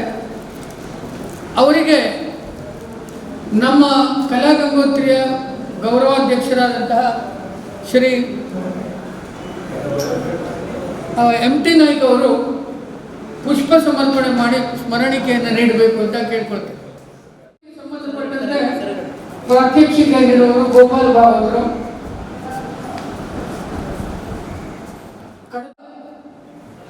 ಹೊನ್ನಾವರದಲ್ಲಿ ಶಿಕ್ಷಕ ಸಂಘದ ವ್ಯವಸ್ಥಾಪಕರಾಗಿ ಕಾರ್ಯನಿರ್ವಹಿಸ್ತಾ ಇದ್ದಾರೆ. ಇದರೊಟ್ಟಿಗೆ ತಮ್ಮ ಬಾಲ್ಯದಿಂದಲೇ ಯಕ್ಷಗಾನದಲ್ಲಿ ಭಾಗವತರಾಗಿ ಗುರುತಿಸಿಕೊಂಡಿದ್ದಾರೆ. ಇವರ ಭಾಗವತಿಕೆಯ ವೈಶಿಷ್ಟ್ಯ ಎಂದರೆ ಬಡಗುತಿಟ್ಟಿನಲ್ಲಿಯೂ ಸಮರ್ಥವಾಗಿ ಹಾಡಬಲ್ಲರು. ವಿಶೇಷವಾಗಿ ಸಭಾಹಿತ ಮಟ್ಟಿನಲ್ಲಿ ಇವರೊಬ್ಬರು ಅತ್ಯಂತ ಸಮರ್ಥವಾದಂತಹ ಹಾಡುಗಾರ. PV ಹಾಸ್ಯಗಾರರು ಇರುವಂತಹ ಕಾಲದಿಂದ ಹಾಸ್ಯಗಾರ ಮೇಳದಲ್ಲಿ ಎಲ್ಲರೂ ಆಟ ಆಗ್ತವೆ ಅಂತ ಹೇಳಿದ್ರೆ ಅದಕ್ಕೆ ಭಾಗವಹಿಸುವವರು ಗೋಪಾಲ್ ಭಾಗವತ್ರೆ. ಆರ್ಭಟಿ ಹೇಳುವಂತಹ ನಾಟ್ಯ ಪ್ರಕಾರದ ಒಂದು ವಿಧಾನವೇ ಈ ಯಕ್ಷಗಾನ. ನಾಟ್ಯ ಅಂದ್ಕೊಳ್ಳಿ ಶಾಸ್ತ್ರ ಬರ್ತವೆ. ಶಾಸ್ತ್ರಬದ್ಧವಾಗಿ ಹಾಡುವಂತಹ ಒಂದು ವಿಧಾನವನ್ನು ಯಾವತ್ತೂ ಬಿಟ್ಟು ಕೊಡದೆ ಹೋದಂತಹ ಭಾಗವತರು ಗೋಪಾಲ್ ಭಾಗವತ್. ಇವರು ನಮ್ಮ ಆಹ್ವಾನವನ್ನು ಸ್ವೀಕರಿಸಿ ನಮ್ಮೊಟ್ಟಿಗಿದ್ದಾರೆ. ಇವರಿಗೆ ಶ್ರೀ ನಾರಾಯಣ್ ನಾಗೇಕರ್ ಅವರು ಪುಷ್ಪಗುಚ್ಛ ನೀಡಿ ಸ್ಮರಣಿಕೆಯನ್ನು ನೀಡಿ ಗೌರವಿಸಬೇಕು ಅಂತ ಕೇಳ್ಕೊಳ್ತಾ ಇದ್ದಾರೆ. ಚಂಡಿ ಮತ್ತು ಮೃದಂಗ ಬೇಕು. ಅದರಲ್ಲೂ ಮೃದಂಗವಂತೂ ಬಹಳ ಅನಿವಾರ್ಯ. ಹಾಸ್ಯಗಾರ ಶೈಲಿಗೆ ಹೊಂದುವಂತೆ, ಸಭಾಹಿತ ಮಟ್ಟಿಗೆ ಹೊಂದುವಂತೆ ಮೃದಂಗವನ್ನು ಬಾರಿಸುವಂತಹ ಯೋಗ್ಯತಾವಂತ, ಪ್ರತಿಭಾವಂತ ಅಂತ ಹೇಳಿದ್ರೆ TK ಹೆಗಡೆ ಹರಿಕೇರಿಯವರು ಮಾತ್ರ. ಇವರು ಒಂದೂರು ಸಮೀಪದ ಹರಿಕೇರಿಯವರು. ಸನ್ಮಾನ್ಯ GK ಹೆಗಡೆ ಅವರ ಅಣ್ಣನ ಮಗನೂ ಹೌದು. ಉತ್ತಮ ಛಾಯಾಗ್ರಾಹಕರು ಹೌದು. ಸರಳ ಸಜ್ಜನಿಕೆಯಿಂದ ಮೈಗೂಡಿಸಿಕೊಂಡಿದ್ದಾರೆ. ಯಾಕೆ ಈ ಮಾತನ್ನು ಹೇಳ್ತಿದ್ದೇನೆ ಅಂತಂದ್ರೆ, ಆಹ್ವಾನ ಪತ್ರಿಕೆಯಲ್ಲಿ ಅವರ ಹೆಸರನ್ನು ನಾವು ನಂಬುವುದಿಲ್ಲ, ಅದು ದೊಡ್ಡ ವಿಷಯವಲ್ಲ ಅಂತ ಹೇಳಿ ನಾನು ಅವರಿಗೆ ಫೋನ್ ಮಾಡಿದಾಗ ಹೇಳುವಂತಹ ಒಂದು ಹೃದಯವಂತಿಕೆಯನ್ನು ಅವರು ತೋರಿಸಿದ್ದಾರೆ. ಅದಕ್ಕೆ ನಮಗೆ ಸ್ವಲ್ಪ ವಿಷಾದವೂ ಉಂಟು, ಆದರೆ ಅವರ ಅನಿಸಿಕೆ ನಮಗೆ ತುಂಬ ಸಂತೋಷ ಆಗಿದೆ. ನಮ್ಮ ಆಹ್ವಾನವನ್ನು ಸ್ವೀಕರಿಸಿ ತಾವು ಬಂದಿದ್ದೀರಿ. ತಮಗೆ ಹಾರ್ದಿಕವಾದಂಥ ಸ್ವಾಗತ. ಶ್ರೀ ನಾಗೇಕರ್ ಅವರು ಅವರಿಗೂ ಪುಷ್ಪವನ್ನು ನೀಡಿ ಸ್ಮರಣಿಕೆಯನ್ನು ನೀಡಿ ಗೌರವಿಸಬೇಕು. ಈಗ ಸಂಪನ್ಮೂಲ ವ್ಯಕ್ತಿಗಳಿಗಾಗಿ ವೇದಿಕೆ. ಶ್ರೀಯುತ ನಾರಾಯಣಾಜಿಯವರಿದ್ದರಿಂದ ಆ ಭಾಗವನ್ನು ಮೊಟಕುಗೊಳಿಸಿ ಇಲ್ಲಿ ಗೋಪಾಲಕೃಷ್ಣ ಭಾಗವತರನ್ನು ಆಮಂತ್ರಿಸಿರುವುದರಿಂದ ಅವರು ಯಾವ ಪರಂಪರೆಯ ಹಾಡುಗಾರಿಕೆಯನ್ನು ಬಲ್ಲವರೋ ಆ ಪರಂಪರೆಗೆ ಅಥವಾ ತಿಟ್ಟಿಗೆ ಸಂಬಂಧಪಟ್ಟ ಸಂಗತಿಗಳನ್ನು ಮಾತ್ರ ನಾನು ಹೇಳೋದಕ್ಕೆ ಇಷ್ಟಪಡ್ತೇನೆ. ಸರದಿ ಕಲಾಭಿಮಾನಿಗಳು ನಮಗೆಲ್ಲ ಗೊತ್ತು. ತಿಟ್ಟುಗಳು ಅಂದಾಗ ನಾವು ನೆನಪಿಸಿಕೊಳ್ಳುವುದು ತೆಂಕುತಿಟ್ಟು, ಬಡಗುತಿಟ್ಟು, ಉತ್ತರ ಕನ್ನಡ ತಿಟ್ಟು. ತೆಂಕುತಿಟ್ಟು, ಬಡಗುತಿಟ್ಟು ಹೇಗಿದೆ ಅನ್ನೋದು ನಿಮ್ಗೆ ಗೊತ್ತು, ಮತ್ತೆ ಅವರು ವಿವರಿಸ್ತಾರೆ. ಉತ್ತರ ಕನ್ನಡ ತಿಟ್ಟಿನಲ್ಲಿ ಬೆಳಗಿನ ಪರಿಣಾಮವನ್ನು ಬದಲಾವಣೆ ಆದದ್ದನ್ನು ನಾವು ಮನಗಾಣ್ತೇವೆ. ಅದರಲ್ಲಿಯೂ ಆ ಉತ್ತರ ಕನ್ನಡ ತಿಟ್ಟನ್ನು ಹಾಗೇ ಉಳಿಸಿಕೊಂಡು ಈಗ ಅಪರೂಪ ಅಥವಾ ಇಲ್ಲ ಎಂದು ಹೇಳಬಹುದಾದ ಒಂದು ತಿಟ್ಟಿದೆ. ಅದನ್ನು ನಾವು ಸಭಾಹಿತ ಪಟ್ಟು ಅಂತ ಹೇಳೋಣ ಬೇಕಾದ್ರೆ, ಅದು ಉತ್ತರ ಕನ್ನಡದ ಹಳೆಯ ಶೈಲಿ ಹೇಳೋಣ ಬೇಕಾದ್ರೆ. ಅದಲ್ಲ, ಈಗಾಗಲೇ ಹಲವರು ಹೇಳುವ ಹಾಗೆ ಕರ್ಕಿ ಸಂಪ್ರದಾಯ, ಕರ್ಕಿ ತಿಟ್ಟು ಅಂತ ಹೇಳೋಣ ಬೇಕಾದ್ರೆ. ಇಲ್ಲಿ ತಿಟ್ಟು ಯಾವುದು ಅಂತ ಹೇಳೋದು ಮುಖ್ಯ ಅಲ್ಲ, ಆದರೆ ಒಂದು ನೆನಪಿಟ್ಕೊಳ್ಬೇಕು, ಆ ತಿಟ್ಟು ಹೇಗಿತ್ತು ಅನ್ನೋದು ಮುಖ್ಯ. ನನಗೆ ತಿಳಿದ ಹಾಗೆ ಈಗ ಆ ತಿಟ್ಟಿನ ಪ್ರದರ್ಶನ ಕಾಣಸಿಗುವುದಿಲ್ಲ. ಆ ತಿಟ್ಟನ್ನು ಬಲ್ಲ ಕಲಾವಿದರು ಅಪರೂಪ ಅಥವಾ ಅಶಕ್ತರು. ಆಮೇಲೆ ಆ ಪರಂಪರೆ ಹಾಡುಗಾರಿಕೆಯನ್ನು ಬಲ್ಲದು ಗೋಪಾಲ ಭಟ್ಟರನ್ನು ಬಿಟ್ಟರೆ ಮತ್ತೆ ಯಾರು ಅಂತ ಕೇಳುವ ಹಾಗಿದೆ. ಕೆಲವು ವರ್ಷಗಳ ಹಿಂದೆ ಮಧ್ಯವಾದ ಧನುಷಾನೆ ಮಹಾಬಲೇಶ್ವರ ಭಟ್ರು ಇದ್ದರು ಅಂತ ಹೇಳುವ ಹಾಗಿತ್ತು. ಈಗ ಪೀಕೆ ಗಿಡ ಹನಿಕೇರಿ ಮಾತ್ರ ಅಂತ ಹೇಳುವ ಹಾಗಾಗಿದೆ.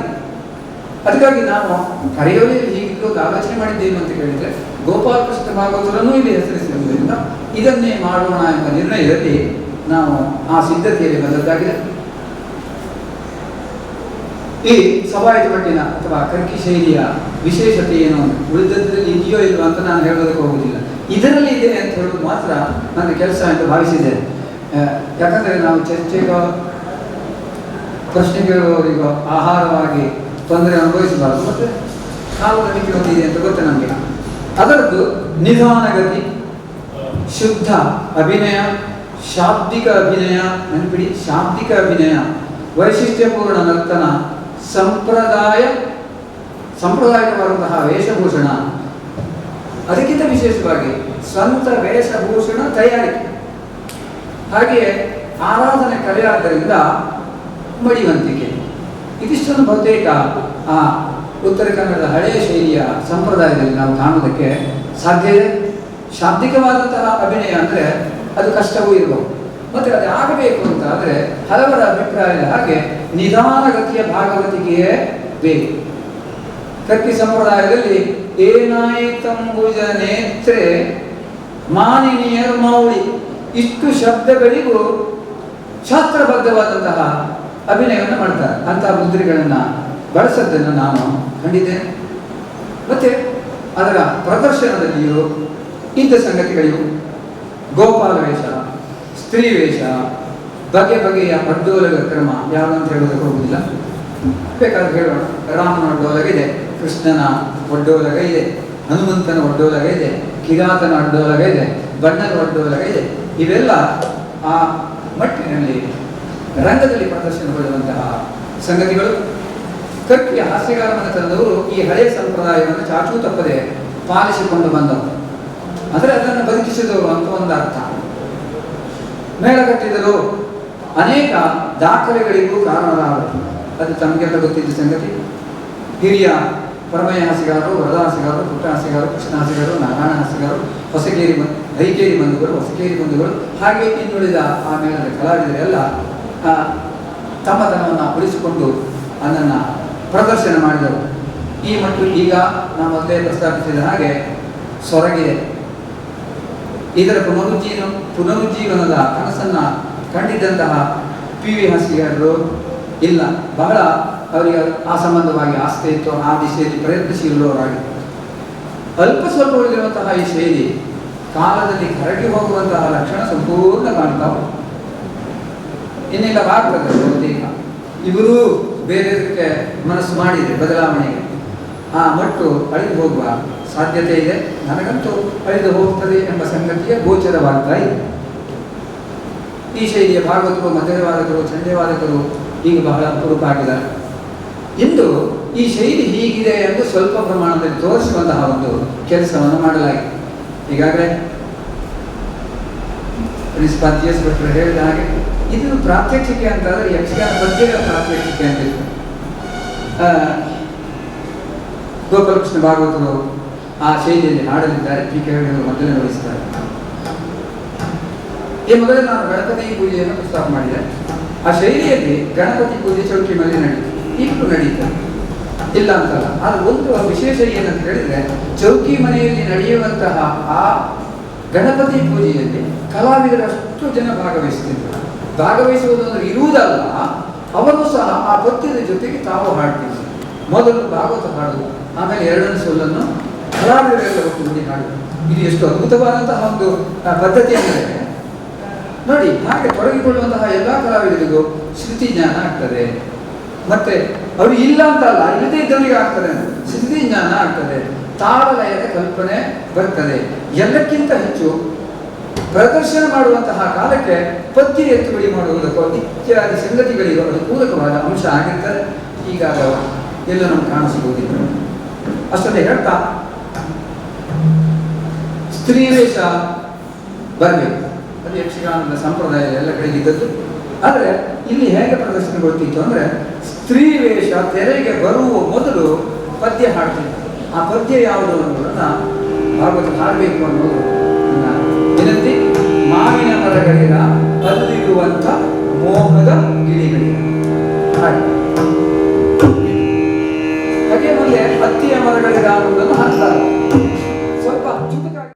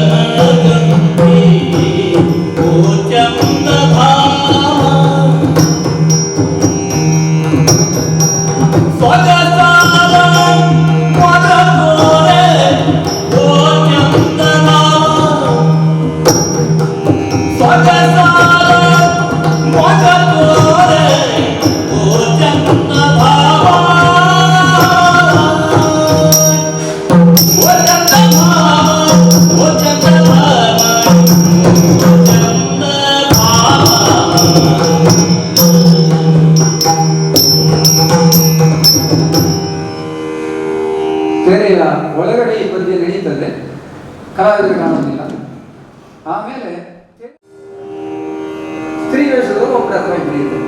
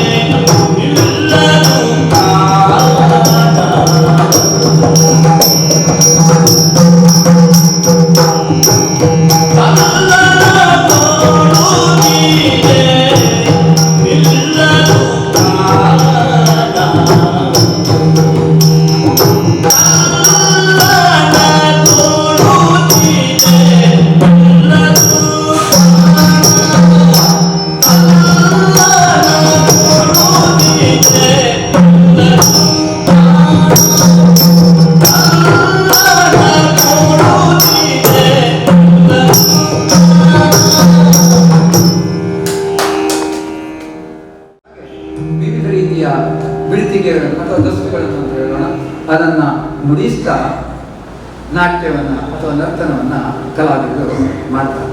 ಮತ್ತೊಂದು ನೋಡಿ, ಇದು ಮುಕ್ತಾಯ ಆಗುವಾಗ ಲಯ ಸ್ವಲ್ಪ ತೀವ್ರ ಆಗ್ತಾ ಹೋಗ್ತದೆ. ಅದು ಬಹುತೇಕ ಪ್ರದರ್ಶನ ಕಳೆಗಟ್ಟುವುದಕ್ಕೆ ಮಾಡಿಕೊಂಡ ಒಂದು ವ್ಯವಸ್ಥೆ ಅಂತ ನಾನು ತಿಳಿದಿದ್ದೆ. ಯಾಕಂದರೆ ಹೀಗೆ ಓಡಿಸ್ತಾ ಹೋಗುವ ಪದ್ಧತಿ ಇಲ್ಲ, ಇರಬಾರ್ದು. ಆದರೆ ಯಕ್ಷಗಾನದಲ್ಲಿ ಅದನ್ನು ಮಾಡಿದ್ದಿದೆ. ಅದು ಮತ್ತೆ ರೋಚಕವೂ ಆಗ್ತದೆ ನೋಡುವುದಕ್ಕೆ. ಕೇಳೋದು ಇಂದ್ರ ಭವನದಂತೆ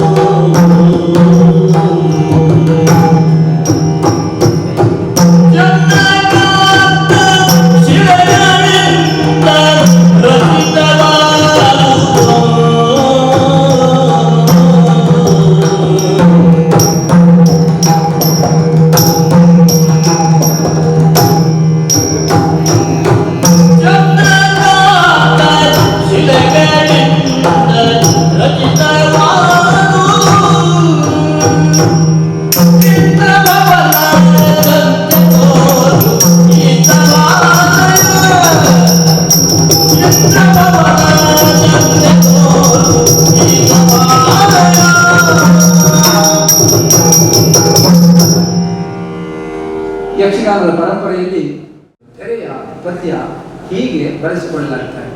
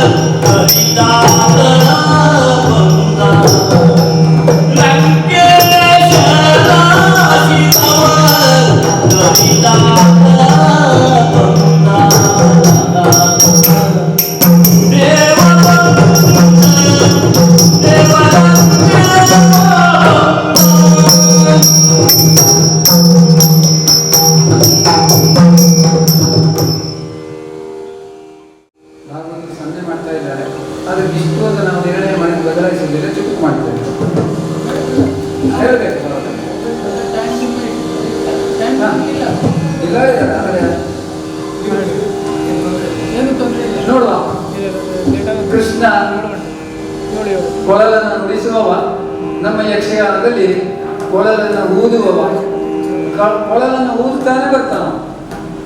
ಭಾಗವತರಲ್ಲಿ ಒಂದು ವಿನಂತಿ, ಎತ್ತುಗಳಿಗೆ ಬೇರೆ ಬೇರೆ ಪದ್ಯಗಳಿಗೆ ನೀವು ಆ ಬಿಡ್ತಿಗೆ ಹೇಳೋದಿದೆಯಲ್ಲ, ಅದನ್ನು ಹೇಳಿಯೇ ನಿಮ್ಗೆ ಸಾಕಾಗಿರ್ಬೋದು, ಅದನ್ನು ಹೇಳಿಯೇ ಪದ್ಧತಿಯಂತೆ ನೀವು ಹಾಡಬೇಕು ಅನ್ನೋದು ನನ್ನ ಪ್ರಾರ್ಥನೆ. ಕೊಳಲ ಊದುತ್ತಾ ಬರಲಿ.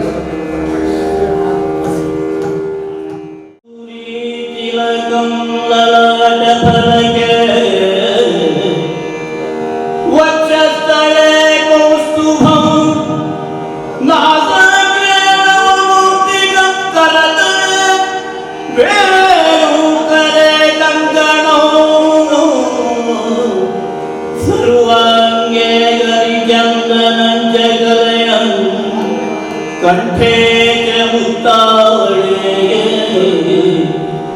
गोपस्त्री परिवेष्टितो विजयते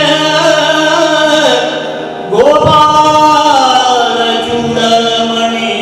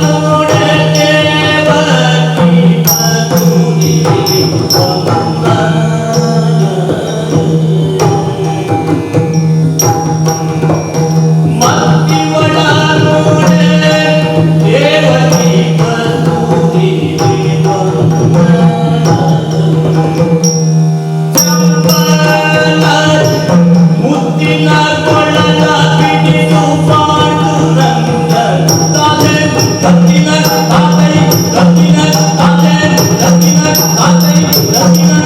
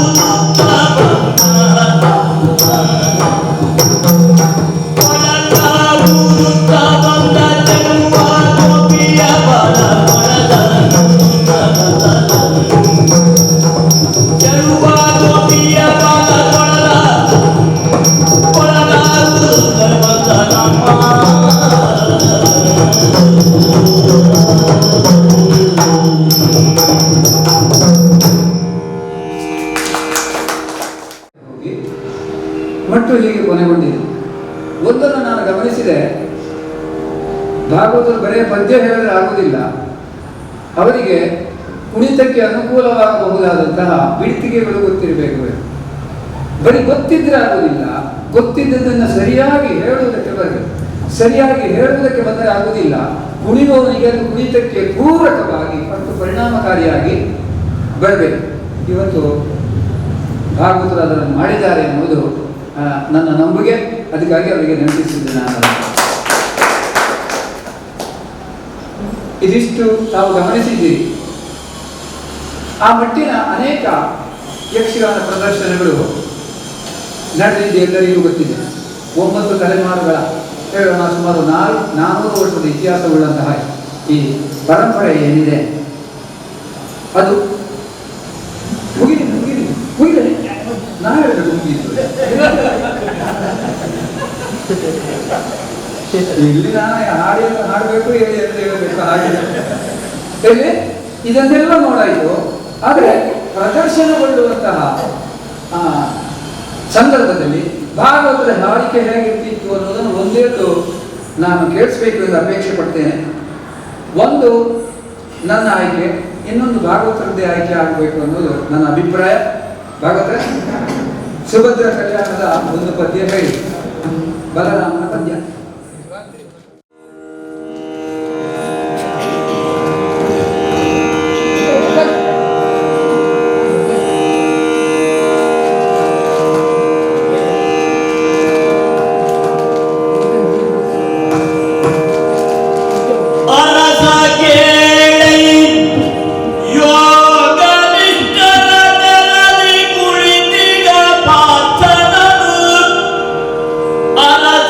Yeah.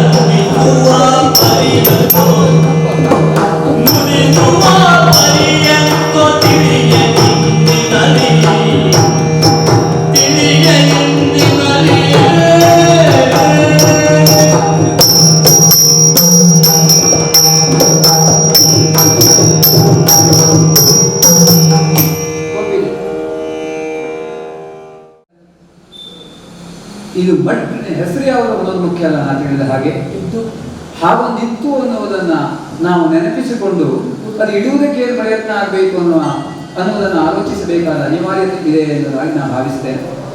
ಅದು ಮುಗಿದೇ ಹೋಗ್ತದೆ ಎಂದು ಅನಿಸುವ ಕಾಲಕ್ಕೆ ಘಟ್ಟದ ಮೇಲೆ ಇರೋ ಒಂದು ಕಡೆಗೆ ಆ ಪರಂಪರೆಯ ಒಂದು ಪ್ರದರ್ಶನ ನಡೆದಿದೆ ಅನ್ನೋದನ್ನು ಕೇಳಿದೆ. ನಾನು ಹೇಗೆ ನಡೆದಿದೆ ಗೊತ್ತಿಲ್ಲ. ಅಂದರೆ ಅಲ್ಲಿಯೂ ಇದನ್ನು ಅಭ್ಯಾಸ ಮಾಡಿದ ಕಲಾವಿದರು ಇದ್ದಾರೆ ಅಂತ. ಇಲ್ಲಿಯೂ ಅದನ್ನು ಅಭ್ಯಾಸ ಮಾಡಿದ ಕಲಾವಿದರಿಂದ ಆ ಎಲ್ಲ ಕಲಾವಿದರನ್ನು ಕಲೆ ಹಾಕಿ ಅವರಿಂದ ವಿಷಯ ಸಂಗ್ರಹಣೆ ಮಾಡಿ ಅವರನ್ನೇ ಬಳಸಿಕೊಂಡು ವೇಷಭೂಷಣ ಹೇಗೆ, ಬಣ್ಣಗಾರಿಕೆ ಹೇಗೆ, ಇದನ್ನೆಲ್ಲ ತೋರಿಸಿಕೊಡಬಹುದಾದಂತಹ ಒಂದು ಕಲಿಕೆಯ ವ್ಯವಸ್ಥೆ ಮತ್ತು ಪ್ರದರ್ಶನದ ವ್ಯವಸ್ಥೆ ಆಗಬೇಕು ಅನ್ನೋದು ನನ್ನ ವಿನಂತಿ. ಇವರೆಲ್ಲ ಮನಸ್ಸು ಮಾಡಿದರೆ ಅದು ಕಷ್ಟವೂ ಆಗಲಿಕ್ಕಿಲ್ಲ. ಆದ್ದರಿಂದ ಅಂಥದ್ದೊಂದು ಪ್ರಯತ್ನ ಆಗಲಿ, ಆ ಪ್ರಯತ್ನಕ್ಕೊಂದು ಯಶಸ್ಸು ಸಿಗಲಿ ಎಂದು ಹೇಳ್ತಾ ಇಂಥ ಒಂದು ಅವಕಾಶವನ್ನು ಕಲ್ಪಿಸಿಕೊಟ್ಟರಿಗೆ ಧನ್ಯವಾದಗಳನ್ನು ಹೇಳ್ತೇನೆ. ತಿಳಿದವರು ಅನೇಕ ಇದ್ದೀರಿ. ತಿಳಿದವರಿಗೆ ಎದ್ದಿನಿಂದ ನಾನೇ ತಿಳಿದವ ಅಂತ ಮಾತಾಡೋದು ಕಷ್ಟ. ಹಾಗಾಗಿ ಕಷ್ಟದಿಂದ ಬಂದರೂ ಇಷ್ಟವಾಗಿಯೇ ಬಂದೆ. ಈಗ ಸಾಕು ಅನಿಸಿದ್ದರಿಂದ ನನ್ನ ಸ್ಥಾನದಲ್ಲಿ ಹೋಗಿ ನಾನು ಕೂತ್ಕೊಳ್ತೇನೆ. ಎಲ್ಲರಿಗೂ ಹಾಡುಗಾರಿಕೆ ಅದಕ್ಕೆ ತಕ್ಕದಾದಂತಹ ಒಂದು ಕಾಮೆಂಟ್ರಿ ಅಂತ ಹೇಳ್ಬೋದು. ಆದರೆ ನಿಜವಾಗಿಯೂ ಇದು ಒಂದು ಇಡೀ ದಿವಸ ಮಾಡುವಂತಹ ಒಂದು ಕಾರ್ಯಾಗಾರ. ತಿಟ್ಟುಗಳ ಮೇಲೆ ಅತಿ ಕಡಿಮೆ ಸಮಯವನ್ನು ನಾವು ಮೀಸಲಿಟ್ಟೆಲ್ಲ ಹೇಳುವಂತಹದ್ದು ಈಗ ನನಗೆ ಸ್ವಲ್ಪ ಅರ್ಥ ಆಗ್ತಾ ಇದೆ. ಇಲ್ಲಿ ಕಲಾಗಂಗೋತ್ರಿ ಮುಂದಿನ ದಿನದಲ್ಲಿ ಇದನ್ನ ಇನ್ನೂ ಹೆಚ್ಚು ಅರ್ಥಪೂರ್ಣವಾಗಿ ಮಾಡುವಲ್ಲಿ ನಾವೆಲ್ಲ ಪ್ರಯತ್ನಿಸ್ತೇವೆ. ಇದರ ಮುಂದುವರಿದ ಭಾಗ ಈಗ ತಿಟ್ಟುಗಳ ಬಗ್ಗೆ, ಅದರಲ್ಲಿ ಬಡಗು ಮತ್ತು ತೆಂಗು ಪರಂಪರೆ, ತಿಟ್ಟು ಮತ್ತು ಯಾವುದಾದ್ರೂ ಒಂದು ಭಾಷೆ, ಅದರ ಕಲಾತ್ಮಕ ಅಂಶಗಳು, ವೈಶಿಷ್ಟ್ಯತೆಯನ್ನು ಶ್ರೀ ನಾರಾಯಣ ಯಾಜಿಯವರು ನಮ್ಮೊಟ್ಟಿಗೆ ಹಂಚಿಕೊಳ್ಳಲಿದ್ದಾರೆ. ಮೂಲತಃ ಹೊನ್ನಾವರ ತಾಲೂಕಿನ ಗುಣವಂತೆ ಹತ್ತಿರದ ಶರಾವತಿ ತಳದ ಕೆಳಗಿನೂರು ಗ್ರಾಮದವರು. ತನ್ನೆಲ್ಲ ವಿದ್ಯಾಭ್ಯಾಸವನ್ನು ಹೊನ್ನಾವರದಲ್ಲೇ ಮುಗಿಸಿ BA ಪದವಿಯ ನಂತರ ನೋಡಿ ತಿರುವು ಮುರುವು ಎಲ್ಲ ಇದೆ ಅವರ ಎಜುಕೇಶನ್ನಲ್ಲಿ. ಮಾಡಿದ್ದು BA, ಹೋಗಿದ್ದು ನಂದು ಗೋಪಾಲಕೃಷ್ಣ ಭಾಗವತರ ಶಿಕ್ಷಣ ವಾಣಿಜ್ಯ ಕ್ಷೇತ್ರಕ್ಕೆ MBA, ನಂತರ CA IIB ಅದು ಬ್ಯಾಂಕಿಗೆ ಸೇರಿದ ನಂತರ ಸದ್ಯದಲ್ಲಿ ಕರ್ನಾಟಕ ವಿಕಾಸ್ ಬ್ಯಾಂಕಿನ ಅತ್ಯುನ್ನತ ಹುದ್ದೆಯಾದಂತಹ ಅಸಿಸ್ಟೆಂಟ್ ಜನರಲ್ ಮ್ಯಾನೇಜರ್ ಆಗಿ ಹಾವೇರಿ ಡಿವಿಷನ್ನಲ್ಲಿ ಕೆಲಸ ಮಾಡ್ತಾ ಇದ್ದಾರೆ. ಅದು ಜೀವನಕ್ಕಾದ್ರೆ ತನ್ನ ಸಂಸ್ಕಾರಕ್ಕೆ, ಜಗತ್ತಿನ ಸಂಸ್ಕಾರಕ್ಕೆ ಆಯ್ಕೆ ಮಾಡಿಕೊಂಡದ್ದು ಯಕ್ಷಗಾನ, ಆಧ್ಯಾತ್ಮ.